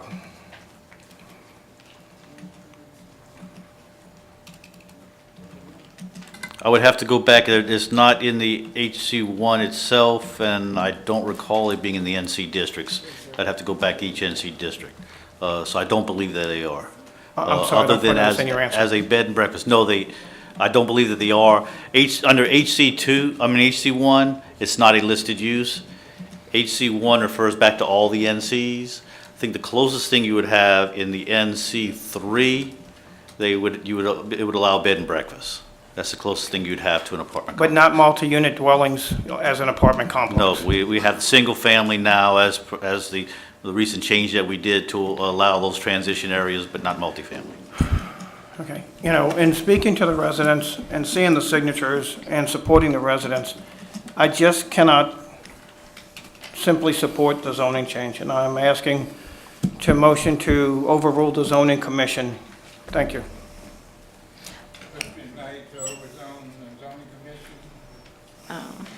I did have a question. There was a mention of deed restrictions, and I'm not aware of what the deed restrictions were considered. And I also had a question about the specific location of this building, this metal commercial building, and this metal commercial building. Are these near Oak Lawn Drive on 190? The blue building is about 1/10 of a mile from our site. The fire department is maybe a little bit further down. They're very close. And I believe I have the deed restrictions here. And can you specify what you were talking about putting in as far as deed restrictions are concerned? Basically, at the meeting, Mr. Matthews I voluntarily was willing to do the deed restrictions, and he suggested that we restricted everything but the two things that we needed, and one is this retail center, and the other was a brokerage distribution facility. But everything else under that, we were voluntarily willing to deed restrict. Here's the copy of the deed restriction.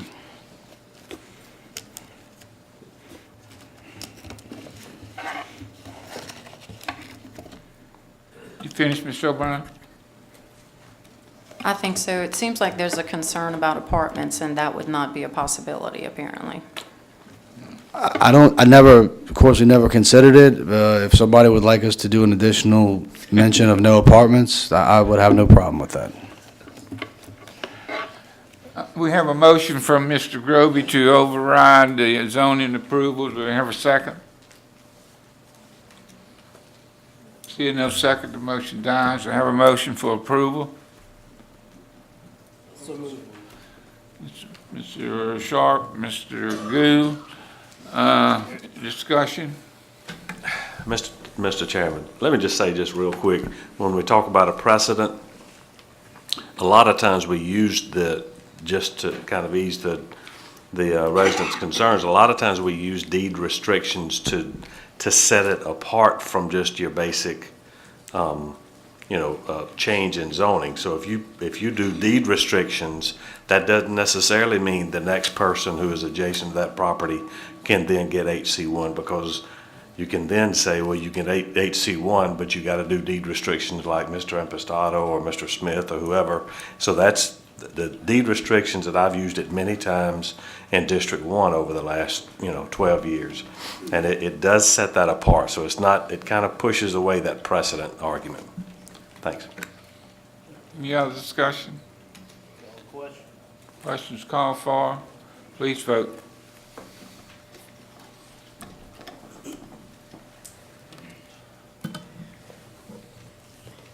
Motion passes 12 yeas, 1 nay, 1 absent. Okay. We need a motion to Move on the introduce introduction. Mr. Goode, Mr. Short, Mr. Thompson. All right, the next appeal is number 3, Emphasis appealing the zoning commission denial to rezone 1 acre located on the southwest corner of Highway 190 and South Oak Lawn Drive from NC1 Professional Office District to HC1 Highway District, Commercial District. Who is the petitioner here? Me. Oh, Mr. Emphasis, I'm sorry, yes. You're asking for override. Ms. Tan, I'd just like to move to withdraw my request. Okay. Any objection? Motion by Mr. Goode, you seconded by Mr. Groby. Do you want to concur with denial or just withdraw it? Just withdraw. We need to concur with the denial. No, you need to concur with the denial. We need to concur with the denial if. Okay. Okay? I'm fine with that. That's okay? All right. Motion made and seconded to concur with the denial. Any discussion? Please vote. Motion is unanimous, 1 absent. Thank y'all very much. Look, thank you all again for the opportunity and supporting our family. Thank you. Move to adopt the resolution. You just did. Motion made, seconded to concur with the resolution, Mr. Grover. So moved. And I got one from Mr. Mr. Fonzie can go. Any discussion? Please vote.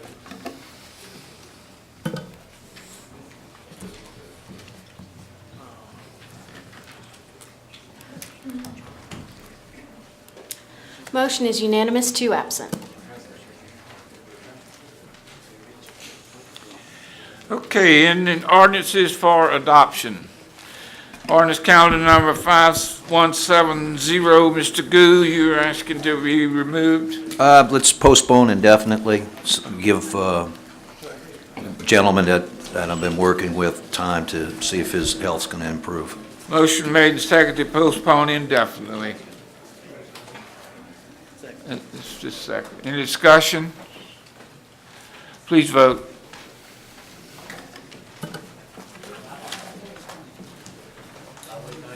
Motion is unanimous, 2 absent. Ordinance calendar number 5172AA, Mr. Goode. Yes, sir. I have a motion to amend and reintroduce. Copies were passed out at the last at the agenda review meeting. The amendment? The amendment, yes. Do somebody have a copy? Do you have a copy? Here. Right here. Oh, I got it. I just want to make sure she has one. Is there any further discussion on this? I had a question. I just wanted to make sure that businesses that are already operating, they are not, They're excluded. okay. Yes, sir. Mr. Chair, I'd like to ask Marty, what was the most recent amendment? Can you turn down that volume a little bit? We're getting a hum. Yeah. The most recent, Gene, was speaking with the business people that I've been working with. They just preferred to just go ahead and go straight forward into the public hearing for the overlay. Okay. We tweaked language about the alcohol content with the exception of gas, exception of beer and wine, okay? If you get into the way state law reads with these permits, these alcohol permits, it's bizarre. So trying to work your way through all of that. So we put that in to clarify the language. Other than that, you had seen the previous amendments Okay, so, at this point, I want to go ahead and move it, next month, if we can. I think it's a good thing.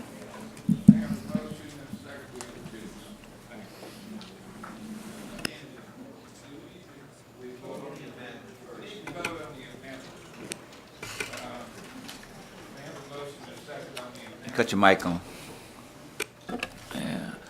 Motion and a second on the amendment, please vote.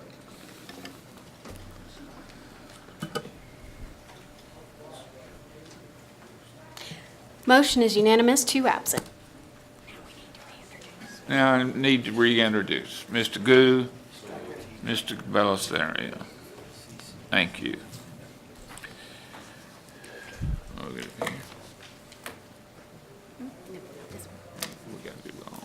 Ordinance calendar number 5307, ordinance to amend the Unified Development Code to limit the permitted size of boathouses on designated scenic streams in St. Tammany. Motion made and seconded. Any discussion? Any response from the audience? Administration, please vote.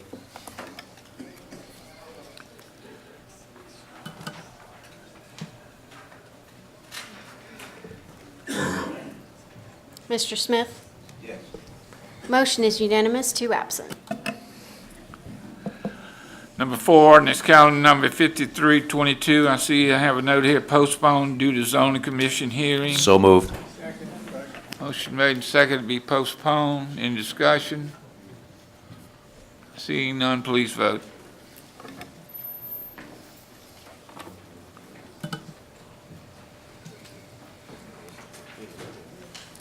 Mr. Gould?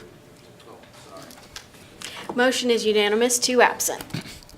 Ordinance calendar number 5347, ordinance to amend the 2015 operating budget. So moved. Amendment number 1. Who moved? Mr. Stefanczyk, seconded by Mr. Belisario. Is there any discussion? Any questions? Please vote.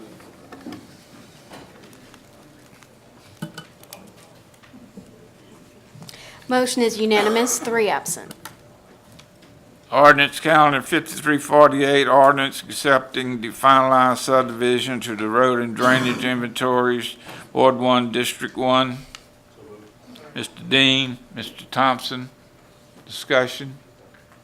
Please vote.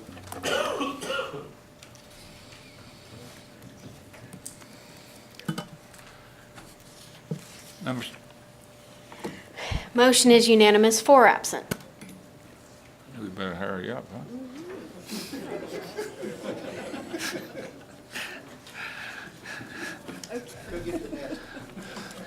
Oh, we're on 7. Ordinance calendar 5349, ordinance to correct the road and drainage inventory wards 6, 8, District 11, and 14. So moved. Stefanczyk and Belisario. TJ, I'm sorry. Any discussion? Please vote.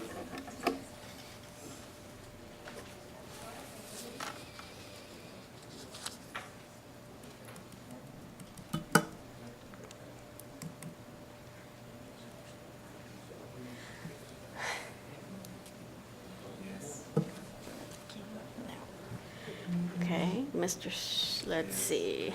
Mr. Smith, you vote? Yeah, he's saying yes. Okay. Camulet. Artique's out. And Smith said yes. Camulet's Okay. out. Motion is unanimous, 4 absent. Thanks. 8. Which one we in? 8? Yes. Ordinance calendar number 5350, authorizing the parish president to extend a lease to the office of the state forest marshal.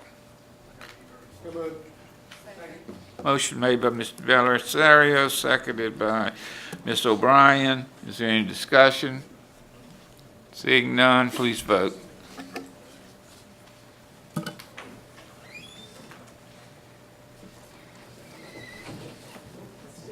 Yes. Mr. Artigue? Motion is unanimous, 2 absent. Number 9, ordinance calendar number 5351, an ordinance to declare tax adjudicated property as surplus property and authorize the parish to proceed with the process for advertising and sale of such adjudicated property. Mr. Goo, Ms. O'Brien, is there any discussion? Seeing, hearing none, please vote.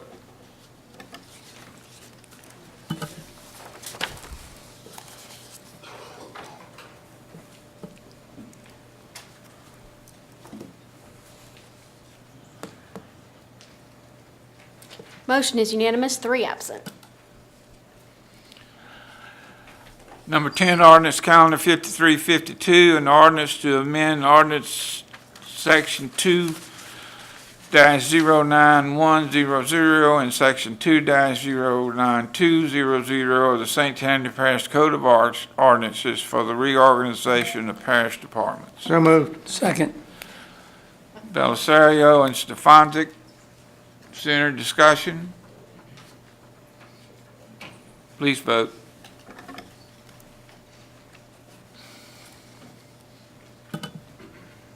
Motion is unanimous, 3 absent. Number 11, ordinance calendar 5353, an ordinance to amend the official parish zoning map to reclassify 1 acre from A1 to A1 and rural overlay.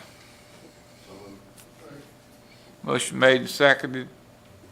Any discussion? Hearing none, seeing none, please vote.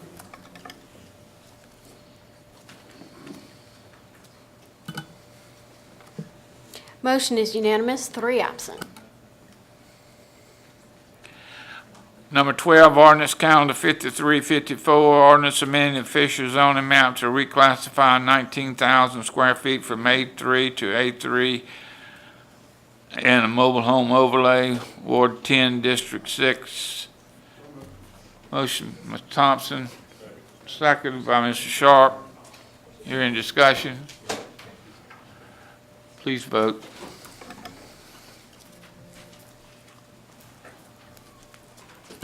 Motion is unanimous, 3 absent.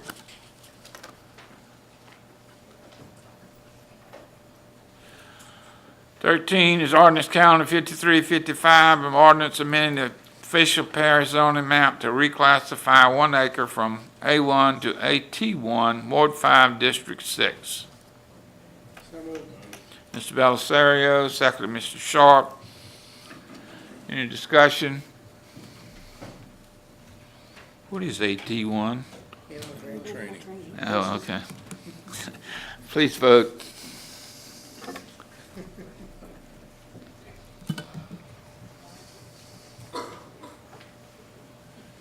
Motion is unanimous, 3 absent.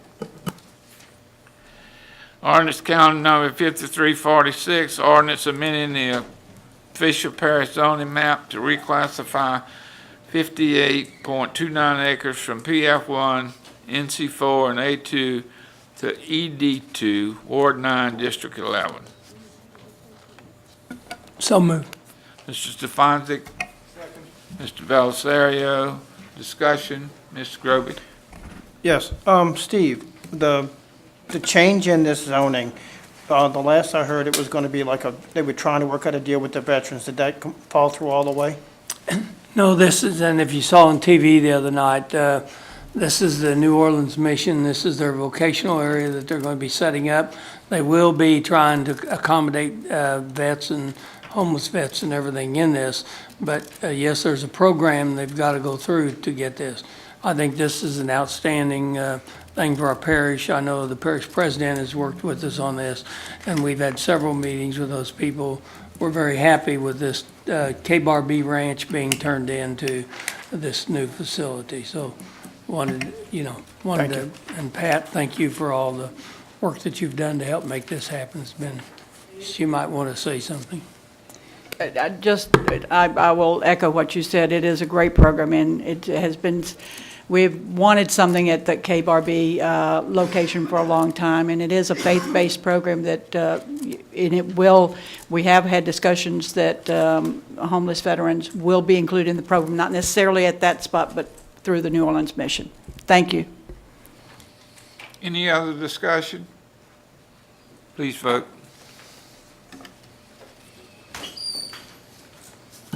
Motion is unanimous, 3 absent. 15, ordinance calendar number 5357, ordinance amending the official parish zoning map to reclassify 5.1 acres from A2 to A2 with a mobile home overlay.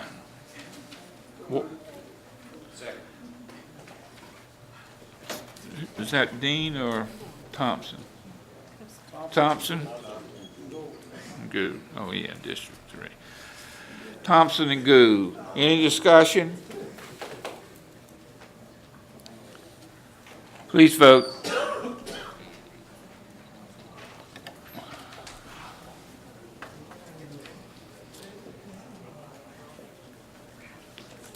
Motion is unanimous, 3 absent. Ordinance calendar 5358, ordinance to amend the official zoning map to reclassify 5.1 acres from HC1 to PPC1 to PPC1, Ward 3, District 5. Any discussion? Let's go and go. Any discussion? Hearing none, please vote.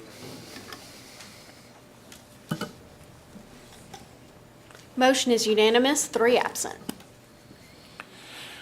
17, ordinance calendar 5359, ordinance amending the official parish zoning map to reclassify 4.668 acres from HC2 and NC4 to I2, Ward 9, District 11. So moved.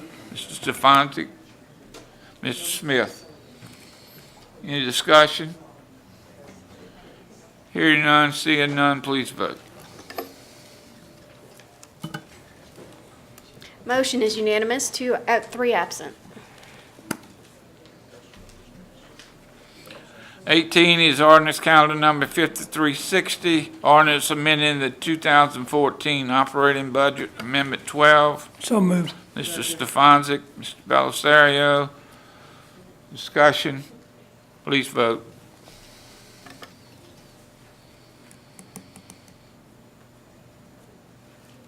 Motion is unanimous, 3 absent. Number 19, ordinance calendar 5361, ordinance to amend the ordinance council series number 133052, the 2014-2018 capital improvement budget and program, fixed assets, and grant awards. Mr. Belisario, Mr. Stefanski, discussion. Please vote. Motion is unanimous, 3 absent. Ordinance calendar number 5362, ordinance to amend the 2015 operating budget. Amendment number 2. Moved, Mr. Stefanski, Mr. Belisario. These are coming fast and furious. We just did one earlier in the meeting and we got 2 already. So, any discussion? Please vote. Motion is unanimous, 3 absent. Ordinance calendar 5363, an ordinance amending the official parish zoning map to reclassify 2 acres from A1 to AT1, Ward 1, District 3. Mr. Thompson? Mr. Dean? Any discussion? Please vote. Motion is unanimous, 3 absent. We down to appointments. Appointments. Resolution to reappoint Hannah Rucker to the Board of Commissioners for North Shore Harbor Center. So moved. Mr. Belisario, Mr. Stefanski. This has been on the agenda from last month, huh? They didn't have to be. It's not a parish-wide? It's not parish-wide. Okay. Any discussion? Please vote.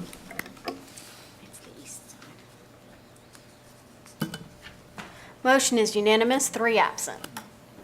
Resolution to appoint David Stein to replace Stephen Dwyer, resign to the Board of Commissioners, St. Tammany Parish Recreation District Number 14.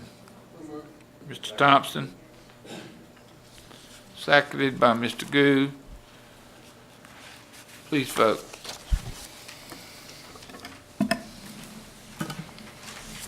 Motion is unanimous, 3 absent. Mr. Chairman, before we go into the executive session, could we handle? We're not fixing to go into executive. We're not? Okay, good. We are going to off-the-floor agenda items. Number 1, we've handled already. We got 2 and 3. Do I have a motion to motion made and seconded that we address the items 2 and 3 on the off-the-floor agenda and discussion? Mr. Chairman, I want to amend this slightly. We've got some single-family residential lots that are hung up in this thing. It's not a whole lot of them, but I'd like to amend it. We need to vote on opening the agenda first, Mr. Oh, I Goode. thought we did. I'm sorry. Please vote. Motion is unanimous, 3 absent. All right, now the ordinance on the 30-day moratorium. Okay. I want to amend it on the north side of 190 from Hickory going to the interstate. That's where those residential lots are caught up. None of it is zoned commercially. So the amendment is from Hickory Street going to the interstate, north. Is it north or south? Which direction? North side. Okay. So it's coming back south to I-12? No, it's going up to I-12. So we're moving it away from It's on the north side of the road, Salt Street? and it's going to go from Hickory, proceeding north to the interstate. Well, when you said Hickory, my ears popped up. I thought you was talking about my dicker, but you're talking about I just want that removed so those people can build their homes, and then, so that's my motion. Motion's been made and seconded to introduce the, no, it's a, yeah. Motion been made and seconded on the emergency ordinance. The amendment. Please vote on the amendment.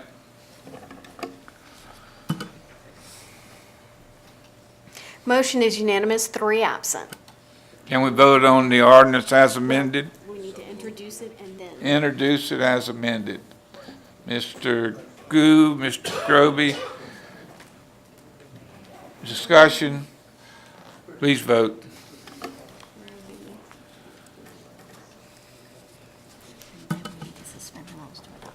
Motion is unanimous, 3 absent.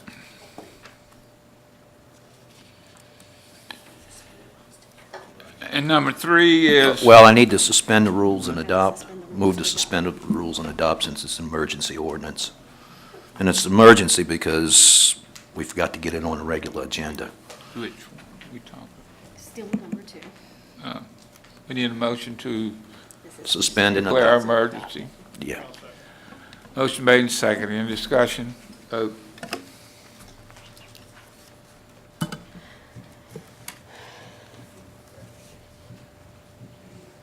I lose more?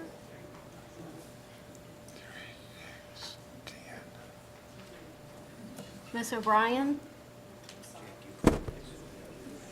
Groby, it's showing me 10, but 1, 2, 3.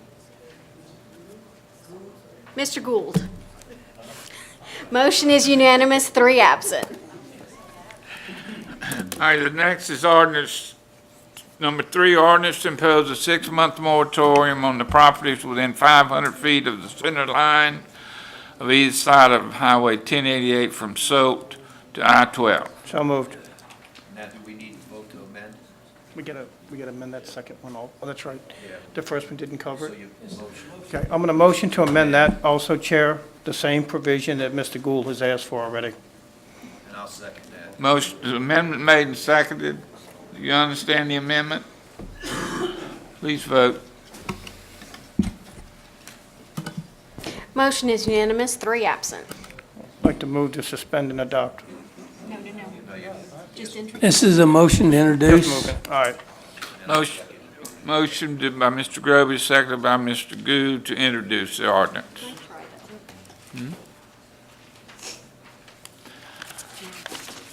Okay, we have, well, it's it on the agenda, but I have some people who have requested time on the agenda to speak on things that are not on the agenda.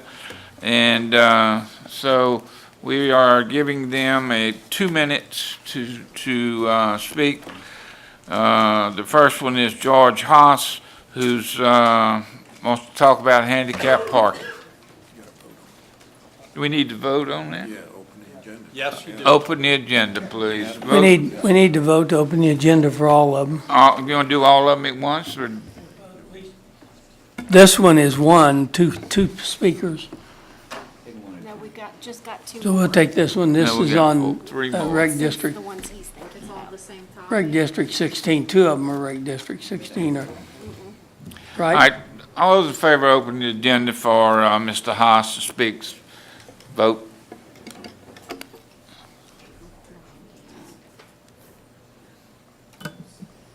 Motion is unanimous, 3 absent. Mr. Thank you, Haas. Mr. Chairman. This is going to be short and sweet. In the parish, I know when a building permit and a plan is submitted for parking for commercial, and especially your big box stores, there's so many parking places allocated, and there's so many handicap parking places allocated. If you happen to be handicapped or have a mobility problem, which I do, and there's a lot of elderly in the parish that do, and you see young kids getting out of the cars and running into the store, or cars that are parked in handicap parking places with no placard, and I can tell you half the people do not have a proper identification card to be in that parking place. Just because you have a placard or you have a handicap plate doesn't say that you can park there. You must have the ID card. If you carry your grandparent around or your parents around, then the parent has to be in that car for you to use it. And if you go in and you talk to the store owners or the managers, they laugh at you. And something has to be done within the parish. I'm one of the lucky ones. I have a scooter to help me get around. But there's a lot of our senior citizens, our disabled veterans, that do not, and they use a wheelchair, or they use a walker, or they're on crutches, and there's able-bodied people taking these handicap parking places. And I wanted to bring that to the attention of the parish council and the parish president, because it's getting out of hand, folks. It really is in the parish. And if you call I cannot, as a citizen, call the sheriff's department and report it, or the Slidell Police Department, because I'm not the property owner. Because I've already talked to Chief Smith, and I happen to be at a function, and I talked to Sheriff Strain. And you can't just say, I want you to come on this property because it's not my property. I can report it to the thing. But anyway, that's my 2 minutes. Thank you. The next one is Donald Castillo. Can I have a motion to open the agenda for him to speak? So moved. And I'm going to caution, is he here? I'm going to caution you, Mr., please vote.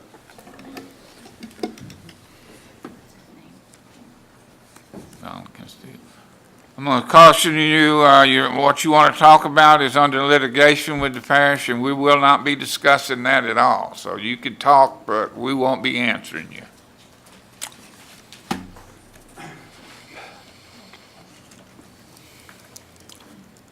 Thank you. I want to talk about hydraulic fracturing. If you give me a chance to change my glasses here. In our parish, an economic and environmental disaster looms more devastating and longer lasting than Hurricane Katrina and the loss of the pine forest 100 years ago combined. The name of that disaster is hydraulic fracturing. Initially, if fracturing operations are approved, the noise levels would blast our ears 24 hours a day. Road damage, traffic problems, and air pollution would commence. These are certain results. Accidental or intentional leakage or spillage from fracking fluids endangers livestock, wildlife, and any other living creatures. Habitat destruction is inherent in fracking at each site. The wetlands, bayous, and rivers could be poisoned, as has happened in Ohio, Pennsylvania, and elsewhere. Probably the most pernicious result would be the poisoning of our aquifer, and this is a very strong possibility. You cannot unpoison a well. Federally, fracking is exempt from the Clean Air Act, the Clean Water Act, the Safe Drinking Water Act, thanks to our federal politicians. Additionally, the toxic chemicals stored on site and injected through and underneath our aquifer do not have to be disclosed. In Louisiana, the Department of Natural Resources has greased the skids for Hellas Oil and in Texas to exploit our community. Apparently, the DNR has decided that the oil and gas below our aquifer is more valuable than a right to peace and quiet, our way of life, our environment, and even our clean drinking water. We urge our parish president and the council to spare no effort to halt this impending disaster. Time is not on our side, nor does it heal more wounds than it opens. Secrecy and democratic government do not mix. It is my belief that there are absolute truths in the oath of office that you took to protect the people and the environment of St. Tammany Parish, and those truths were put in the pledge on purpose. Vigorous action is needed now, and the citizens expect those actions. I understand my time's up. Thank you. Thank you, sir. Open the agenda for John Michael Myhall to speak. Motion made and seconded. Vote, please vote. Excuse me, Mr. Tanner, if I may. Under the open meetings law, it is appropriate that the subject matter of the proposed verbal off the floor item be briefly stated before a vote is taken. All right. The vote is speaking in support of the council's continuing to fight to protect the health, safety, and welfare of the public. Please vote.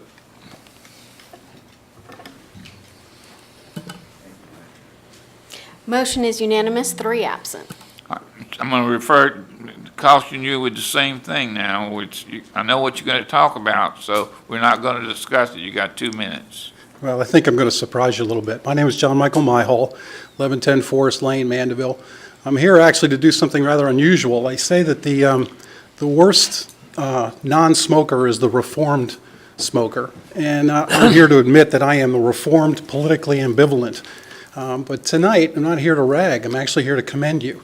On behalf of a newly organized citizens group called the Preserve St. Tammany Initiative, we feel it's important for you to know, and we want to get it in the public record, that we're very aware that you have voted unanimously to fund this lawsuit, and we applaud you for that. And we ask that you simply continue that fight.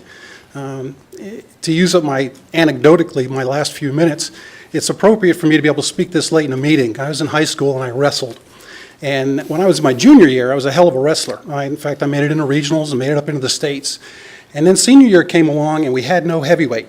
So as a 160-pound guy, I drew the short straw and got to wrestle heavyweight my last year.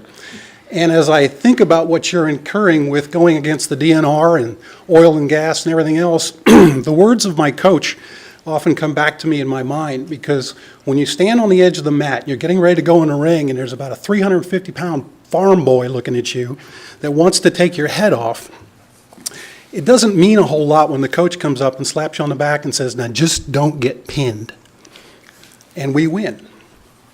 But I'm here to tell you, from our citizens group, that as you contemplate going forward, I'd ask that you think of the young man that was in here tonight. I think it was Daniel Smith, because that's really who we're in the ring for, and we're all in this ring together.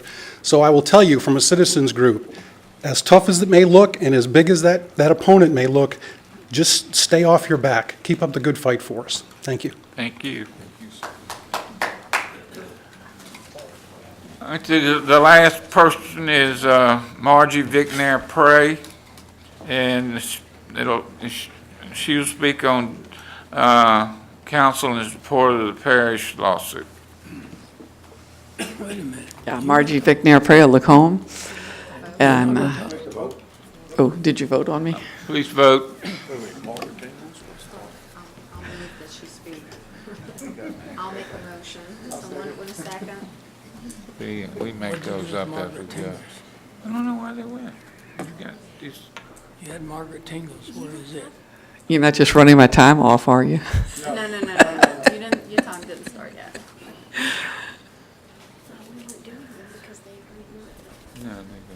Protecting cards. Everybody else? That's it? This is it. That's it? Who's the other one? That's only one, Steve? I think that's the only one.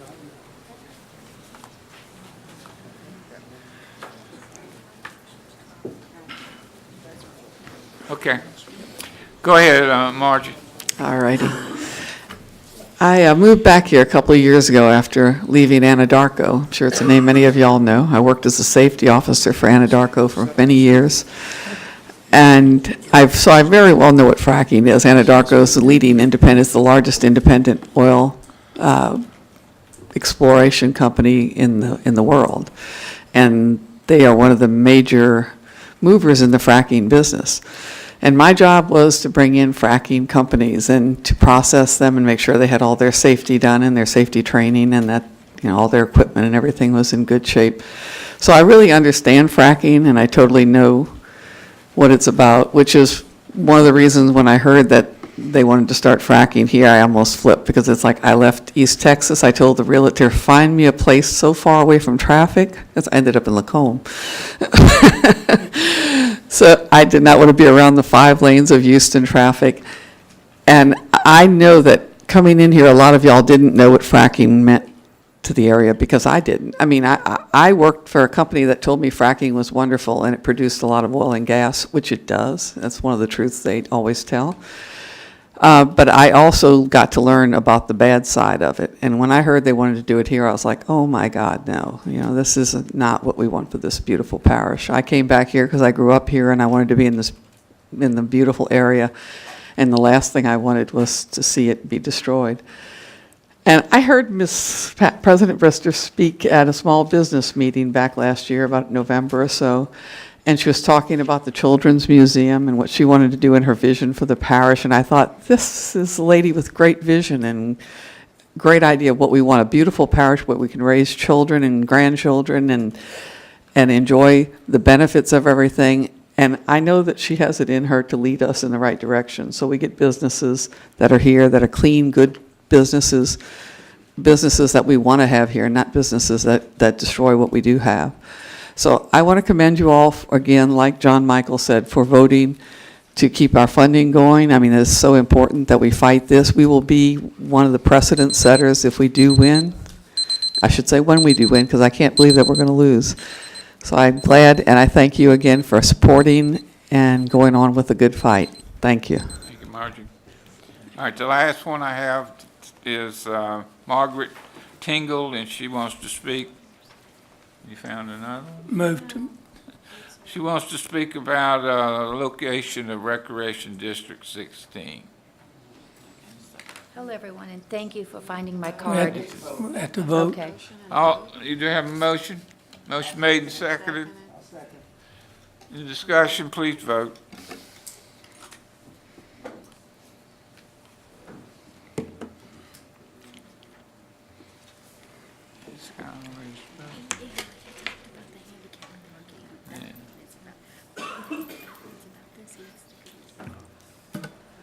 Go ahead, Motion ma'am. is unanimous, 3 absent. Go ahead, Ms. Tingle. Thank you very much. My name is Margaret Tingle and I live at 6740 Alyssa Drive. I am here to protest the location of the proposed Camellia Park by Recreation District 16 at the end of Airport Road next to Bel Air subdivision. Having attended many meetings with the aforementioned group, I have a different story. I hear a different story every time the community center is downsized. Oh, sorry. The community center has been downsized. The proposed senior center will not be built as the initial phase because of cost. The area will be kept there, but no building, no sum total is a acquisition center. So the sum total of the acquisition is the aquatic center, which could be downsized at any time, the tennis complex, and only 4 soccer/football fields, as the new fields being built on Thompson/Raleigh Road are taking their place. Let's see, per Mr. Schoenberg. All of this for 4.75 mils for 20 years and plus 4.15 mils for 10 years. The project is being glossed over by groups To make it sound too good to be true, which it is not, our neighborhood will be encased on two sides by the park, including the insult of having to enter our neighborhood with a roundabout, which no mention is made on the flyer that they are passing out at many functions, establishments, and including proposed door-to-door campaign in our neighborhood. As at a homeowners meeting in February, our homeowners were against the proposition. All other parks are in undeveloped land, as in Pelican and Coquille. If this park were in such an area, we would be more than happy to support it. As far as this group is concerned, economic development is the word of the day, and if you don't support this project, as they propose, you are dooming the east side of the parish to fail.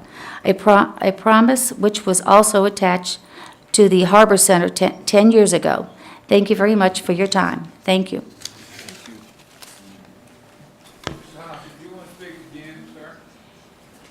Mr. Haas, did you want to speak again? Yes, I did. All right, this is the last one. George Haas wants to speak to us about the location of the sports complex also. Motion made and seconded. Please vote.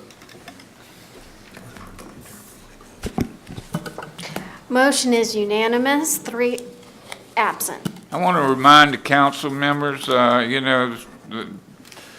this requires a unanimous vote of the people here, so, just for your information. Go ahead, Mr. Okay, I know I only got 2 minutes, but I got one question. President Brewster, does the Recreation District 16 answer to you, or do they answer the Parish Council? Neither. Pardon me? Neither. They answer to They have themselves? their own board. Okay. Okay. The proposed location at the end of Airport Road, just north of Bel Air subdivision, okay? I attended the Bel Air homeowners meeting with Sean Burke and Sharon Hewitt, who gave the presentation. On March 5th, I requested info where I could send a request for public records, and I sent that Miss Hewitt. She responded, not with an address, but she said she would send me the minutes that I requested. I waited 25 days with 0 response, and I just sent her another request. Okay? It seems, like Ms. Tingle said, the more meetings that we attend, and we have sent it their planning meetings, we've sent it other homeowner associated meetings, the more questions that are asked, the tighter and this project shrinks. Also, does anyone on the council or in the parish government want a roundabout at their subdivision entrance? Because I know one time somebody proposed building a Hooters someplace, and somebody in politics threw a fit. Well, we don't want a roundabout at our entrance. Secondly, by Sean Burke's own admission, the proposed first phase will not even meet minimum requirements that they say they need to support the athletics of our youth in this parish. He said it should have been pushed back a year. Okay? The drawings, I asked about the minutes because I want to find out how long this was on the books. And by the gentleman that did it, and I'll shut up then, Kevin Ballard out of Colorado, he's been working on this proposal and this drawing for over a year, not a couple weeks or month that we were led to believe at our homeowners association. I got a couple other things, but thank you. Thank you. I apologize, I mispronounced your last name. Mr. Tanner? Anybody else have any information they need to bring before this group that is substance I to move us to adjourning? Yeah, I move to yes, adjourn. sir. I'd like to address the council, and I'm not being critical of your good intentions, but I would, as your legal counsel or one of them, I would like to caution you about the practice of accepting verbal off-the-floor discussion items as potentially being inconsistent with state open meetings law as it concerns off-the-floor items that are not on a published or posted agenda, and also that they are inconsistent with your own parish code provisions regarding your meetings.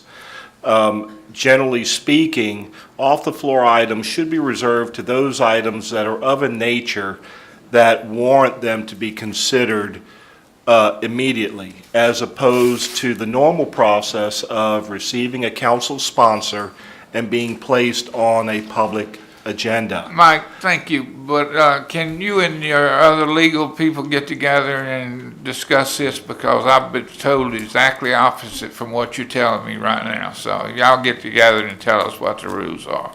Yes, sir. I would just like to point out. Any opposition to adjourning? Already moved to adjourn.